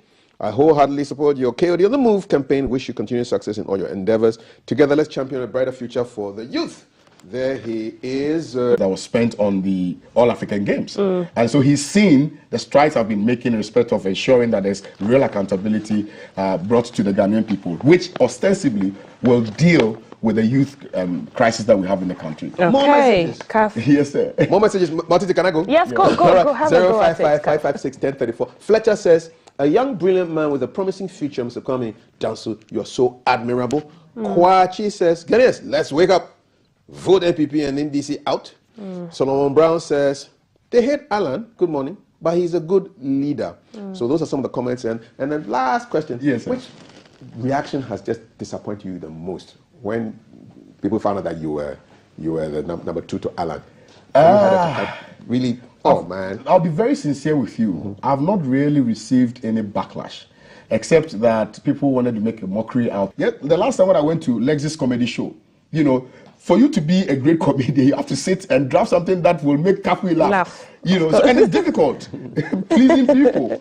So clearly that was, but in all of that, I think that, you know, even if you look at the responses from people in respect of that post that was made, it was very positive. And I derived some excitement from that people are looking beyond the peripheries of your circumstances at the time to where you are now. Right. But again, it should serve as a motivation to all the young people in this country that it is actually very possible for you to start from nothing to something. But we must create the enabling environment for young businesses to thrive, for young people to actually dream and aspire to be the Ghanaians that they want to be. A lot of people do not want to travel out, Kafi. But they are forced to travel out of this country. When I was coming, I used Jowulu. And you can still see that a lot of people have thronged, you know, the Canadian embassy, and they are looking to fly out of the country. The question is why? Because they have lost hope in this country. Because political elites that we've had in this country have disappointed them, have not given them any reason to stay, to work, and to contribute to the development of Ghana. I tell you what, I mean, look, if you look at the octogenarians and the septuagenarians, at the time when they were in the universities, the demonstration was not about the lack of accommodation. It was about the food. They said they were eating chicken too much. So they needed to demonstrate. Can you imagine? Right now, in our universities, hostel accommodation is a problem. It's a problem. But why is it that government cannot invest in that, in ensuring that the young people who do not have, because I grew up in a village and I understand that how difficult it is. When I was in KNUST, when I left Katanga Hall after the first semester, I did not have anywhere to sleep. I had to sleep in the JCR. I had to sleep with, you know, in people's rooms to survive on campus. We need to be very intentional about ensuring that we protect the young people that we have in this country. We say that. And that is why, for me, it is important that we must put away and put aside all our political leanings and alignment to political parties and focus on Ghana. The conversation today is not about which political party you belong to or which political party your father said you should belong to. It is about your decision ultimately. And that decision is about Ghana. So if it is about Ghana, then we must be unified in our thoughts and in our actions and do what is right by our conscience. Pack our conscience behind our actions, behind our utterances. And when you are going to vote, you have to scrutinize very well which of the political elites has your best interest at heart. Because it is about their interest. When they get the opportunity to come into power, they don't further or advance your aspirations. They further advance their own aspirations. Then they will create wealth for themselves to the detriment of the poor people who live on the streets of Accra, who live on the streets of Kumasi, who live on the streets of Takrady, who are in communities so impoverished that they find it difficult to feed. So that is the real conversation we must have. And for me, I am a young person. I have taken this step. I did not just sit on TV to lament. I did not just go on social media to write these young people who cannot explain how they made their money, right, or who cannot explain how they made their wealth. I am from the street. I grew up in Ashanti Mampong. I grew up in Achemasafo. I grew up in Tema. I grew up in Accra. And so I have lived with the people. I understand the people. I slept in studios with people. I played football with people. I have sold on the streets of Accra. I've been a mate before. So I understand the predicaments and the plight of the ordinary Ghanaian. I understand the pain of the market woman. I understand the pain of the police officer who has to protect us on our street every night without being rewarded. These are the burning questions and these are the burning issues that we have to deal with. We are confronted by this. How do we resolve it? We resolve it when we put aside these political callous. They don't help anybody. Look at the person who says he wants to lead the country. Does he have integrity? Does he have credibility? Does he have your best interest at heart as a young person? If the person has it, fine, you can vote for them. But I can tell you on authority, Based on my deliberations with Alan Chemantin, it is palpable without any equivocation. This puts to rest the questions about the age bracket of Alan and now his running mate, who is telling you from the streets, you can see vividly and follow his journey, how he understands and relatable it is to what young people are going through in this country. Is what lawyer Kwame Owusu-Danso is saying. We would have to leave it here.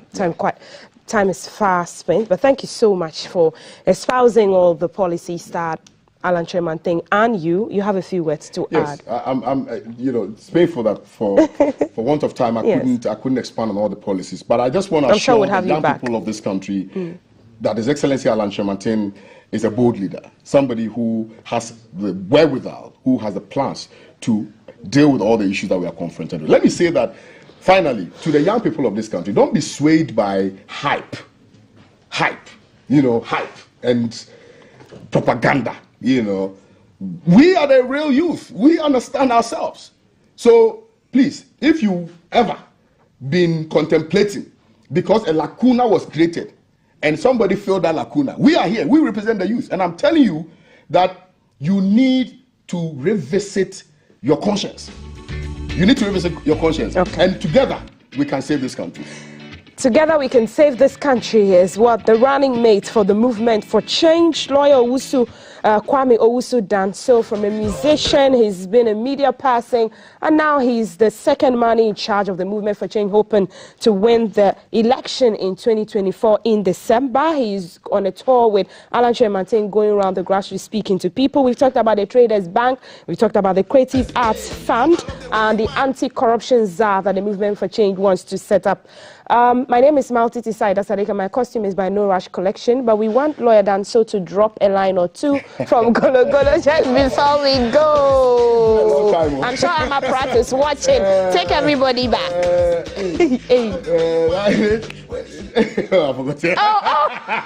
Yeah, let's listen. Let's have the music in the background. Okay. We are organizing some mega shows, so that they are performed. So I'll invite you. Okay. All right. Thank you to the viewers. They've been amazing. Yes, and thank you for your feedback as well for this segment. We're back with more on GTV Breakfast. You can find this on our social media, GTV Ghana, and watch it again as well.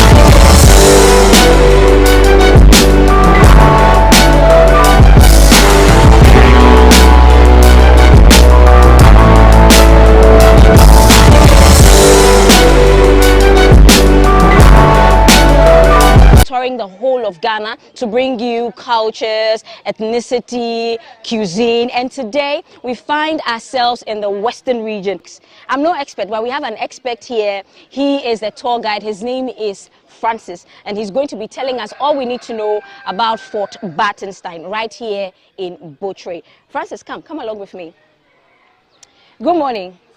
Welcome to BFS Travels. Thanks. We like your town. Thanks. So look into my camera. Okay. Okay, so when was this fort established?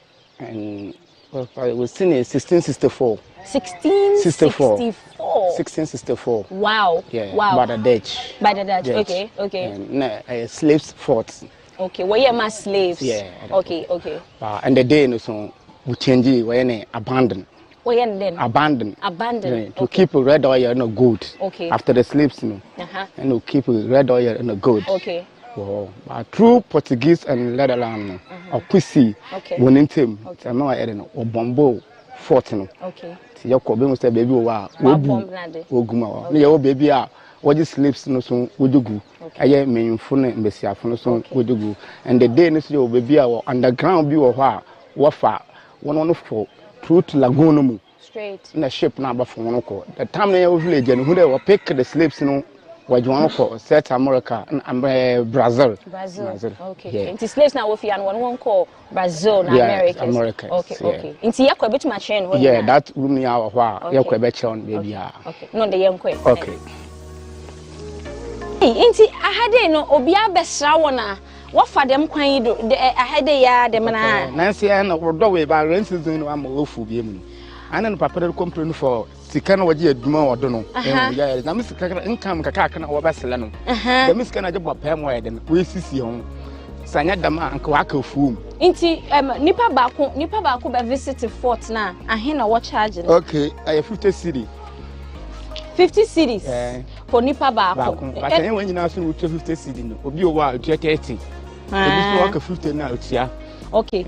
Inti dem sika na wo boabo na na wo de bopa na wo de ye ha ye wo de do ha na ade. Wo de do fort no so no mu. Yeah. Okay, so if you're just joining us, the BFS Travels is the Breakfast Show Travels, and we are aiming to document ethnicity, cultures, cuisines, the way of life of the people in Ghana. And today we find ourselves in the Western region. We are in the Ahanta West, precisely. We are in Botray. So Botray, yeah. Botray. We are going to be visiting Fort Bartenstein.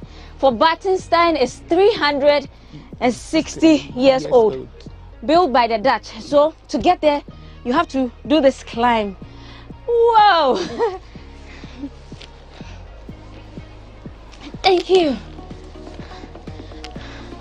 Okay, so if my cameraman Paul will do me justice, if you look towards, if you have my eye view right now, it's a beautiful view. But Mr. Francis, I have a friend has say. Botray, because the Central from Botray ni said, Botray no ni fi eguafol. Chief families ni fi eguafol. Okay. To the time when we no war be see eguafol, we no kete boat. Ne eguafol over here. Cape Coast, behind the Cape Coast. Okay. When our Christina went to chief funeral by the kete boat. All by the kete no busu. When all by the boat no ubutui or one the boat capside. Ubutu other side. Yeah, the rocks no one. Maybe a rocks no one. Okay, you can see it. Yeah. So Ubutu we no started. We start with see attack and grade. Okay. We started with see the men down as you know. What's not done? A bit fisherman, commander, axim. Them they be brave. You know about a crew no I have for them. Okay. So crew rank said the crew run which and baby up. The name I am fear no one. More hey. Papa na one young account. It is the take off from the boat to me the boat capside. Boat not the boat capside. That's so that's how the name Botray was derived. Yeah, true.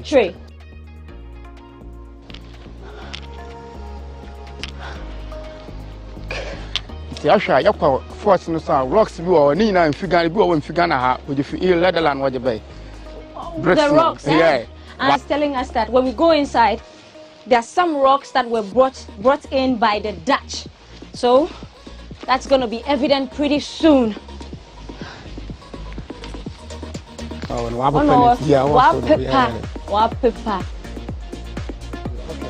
So this is the sign. This is the signpost that leads to Fort Bartenstein. The trade in where you feel the land. No, what you buy. I wunch. And what you bomb, what just I'm watching. So this is like some sort of catapult. Yeah. Okay. See, I said there. See. So this is like some sort of catapult. This is, Mr. Francis said, this is what the fighters used to, you know, sort of sling and catapult the bomb into the fort. So, you know, they are trying to visitors bar hatchet. Yeah. Visitors bar hatchet. For you as a tour guide, since yeah, my what's the name? My company be after you into my name. Come on, Marty. Yeah. Wait, Mr. Francis, now what have a brain? Oh, about what's one kind of look? Sure. Yeah. Want to me, why? You know, there was a cannon in the beginning, bomb on the beginning. So this is your metal. So this is a cannon. Yeah. Wow. Are you Portuguese and what to buy Dutch for no? Yeah. So these are the stairs. Yeah, that rocks me up for Netherlands. Ain't enough in Netherlands. Yeah, these rocks. Yeah, by the ship. Okay, so the stairs leading up to the fort, Mr. Francis is telling us that these rocks were brought and stones were brought all the way from Netherlands. So when they were building it, they wanted to bring their own materials to ensure that the fort was fortified. Wow. Ooh. So this is all from Netherlands. All of this, the rocks, the bricks, everything is from the Netherlands. And so people, BFS Travels, we are about to enter Fort Bartenstein, which is 360 years old. Okay. So, I had to know these slaves. What do you want first? I had no do. I had no donor share. My friend, 16 people. I had one go. 16. So we are about to enter this first chamber where Mr. Francis said when the slaves are captured, this is where they are first brought in. It's supposed to house 16 people. Hey, now. Yeah, blah blah. Miss Lowe.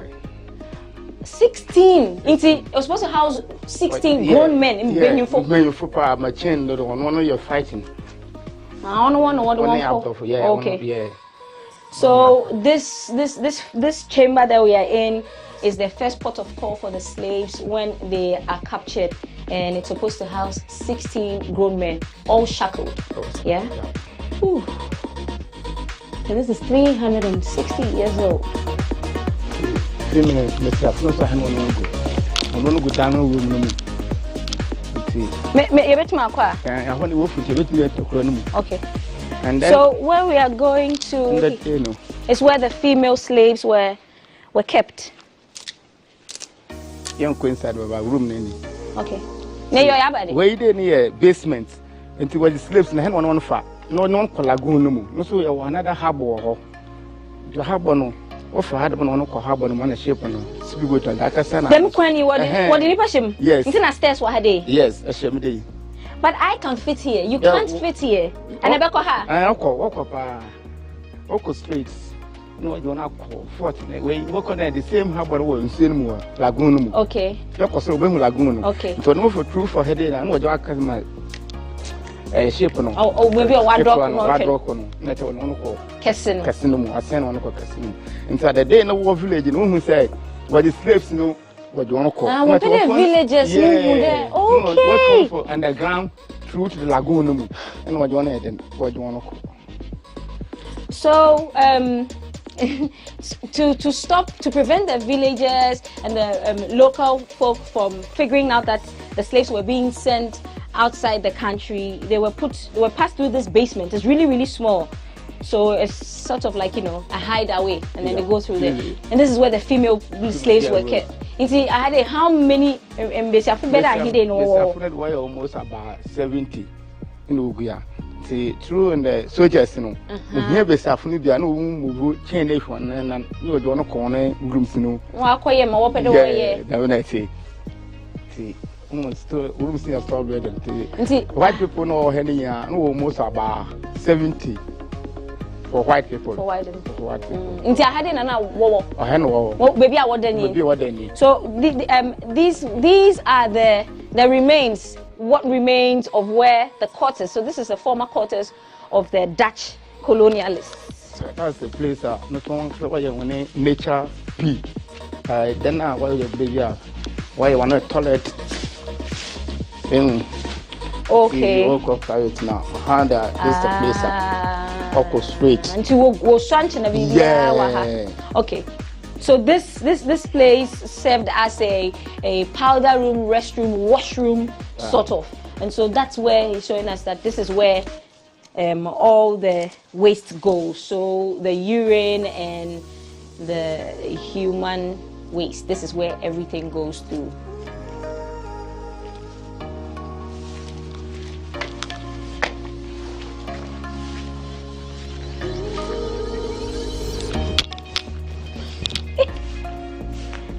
I have papa. Miss Nancy, painful low, painful waste maba. Oh, woman, and I know. The beard one I don't know. That means you're from painful. Nella, Waba, one way the book, West 2. What's the name painful? One more Bohena, come on. What was the 2000? 2000 in Coffin Island. When I'm painful by Wabayana, and I won't chase canoe. No, I'm there. The panelist one or there, obvious catacra, Nadim Mona. It is Ghana de Mekan through the Anya boy on as little I am now, because I am gonna pay for no one for beauty. No, I didn't. Why your phone? And what now, man, no so. And when you never be our day in the year, be able to my hand, could be our income on, but the Ghana pay for 1 year. Come in, young Quay, we've been above your school, through Odma, into the balance school. Musona or the signal, Aka. Rather the Bokopo, rather about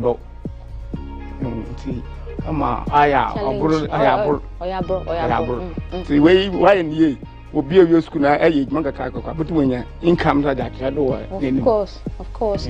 This is an important part of history, but unfortunately, it's being left in ruins. In other jurisdictions, we find you actually pay good money to go and get historical lessons like this, but here in Ghana, we are leaving Fort Bartonston to waste, as you can see, overgrown with weeds. The stairs are very steep.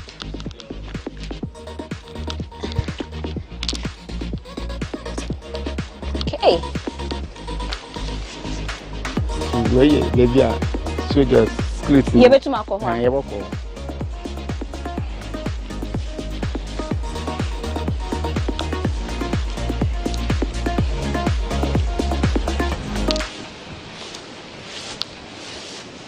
Hey. Head in a script man. It's in case we are no need to have any problem there, baby. Okay. I'll watch it. So this is the security lookout, and that's his spying space, I guess. Yeah. And so from this point, I believe whoever is on security detail, I believe they might have used by the lens now. Yeah. I'm sure that what this is a hand. That one was this Yeah. So we are at the security post of Fort Bartonstein, and this is where they keep a lookout for opponents or anything untoward in the fort.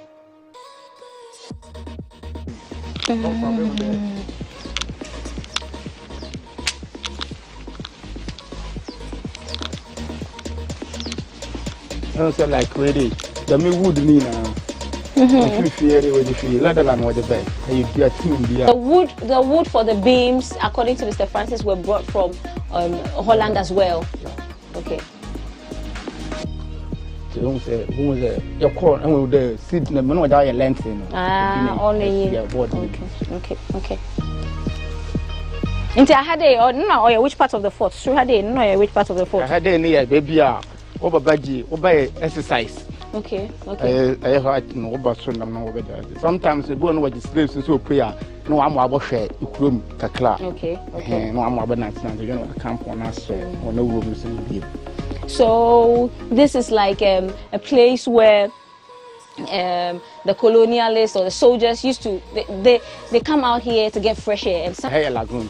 It's baby Simon way one harbor no but let's no battle in cinema. Okay. I know what in the city no.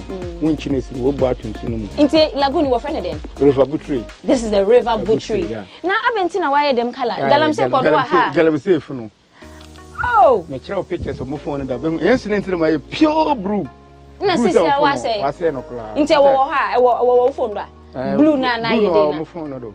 Inte over time no shade do ye dey. Well, what started almost about I look about 8 years ago. Oh, so if you can see that the river butchery is properly polluted, and Mr. Francis is telling us that Galamsey activity started uphill a couple of maybe 8 years ago, and so he has pictures of when the river. And I still want to fishing woman. But when children first, you know, and was a number enough open about mangrove, you know, what to one into for the time with Sienam parent, I'm all dollar numb. Bob and I'm not to me, the young children for first and I had them. Into see, but I'm not all in swim like river. I know to be a bine tilapia and I red fish. Okay, red fish and tilapia. Okay. So we are still at the top part of Fort Bartenstein, and this is where the soldiers, colonialists, and the slaves, well, some of the slaves, they bring them up here to sort of get fresh air and, you know, rejuvenate, I think. Sorry. Into today, at a particular time, slaves are here, no, fort. Slaves no come. Me if no watch actually, young but there was the Houston about 70. At a time, 70 people. Yeah, 70 slaves. Some don't say one on bar, a bin bar, and what you want to Cape Coast, you follow the bin bar, and what's what you want to call the material, and they actually bar fuller or calculate the dumb to be 150. Within about 30 and 20, what you want to call what you want to have.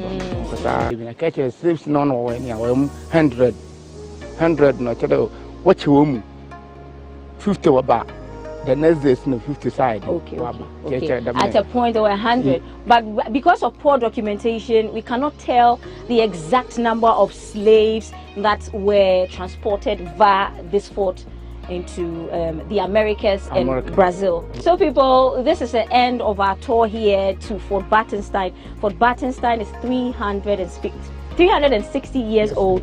It was built by the Dutch in 1664. People, BFS Travels will see you at our next location.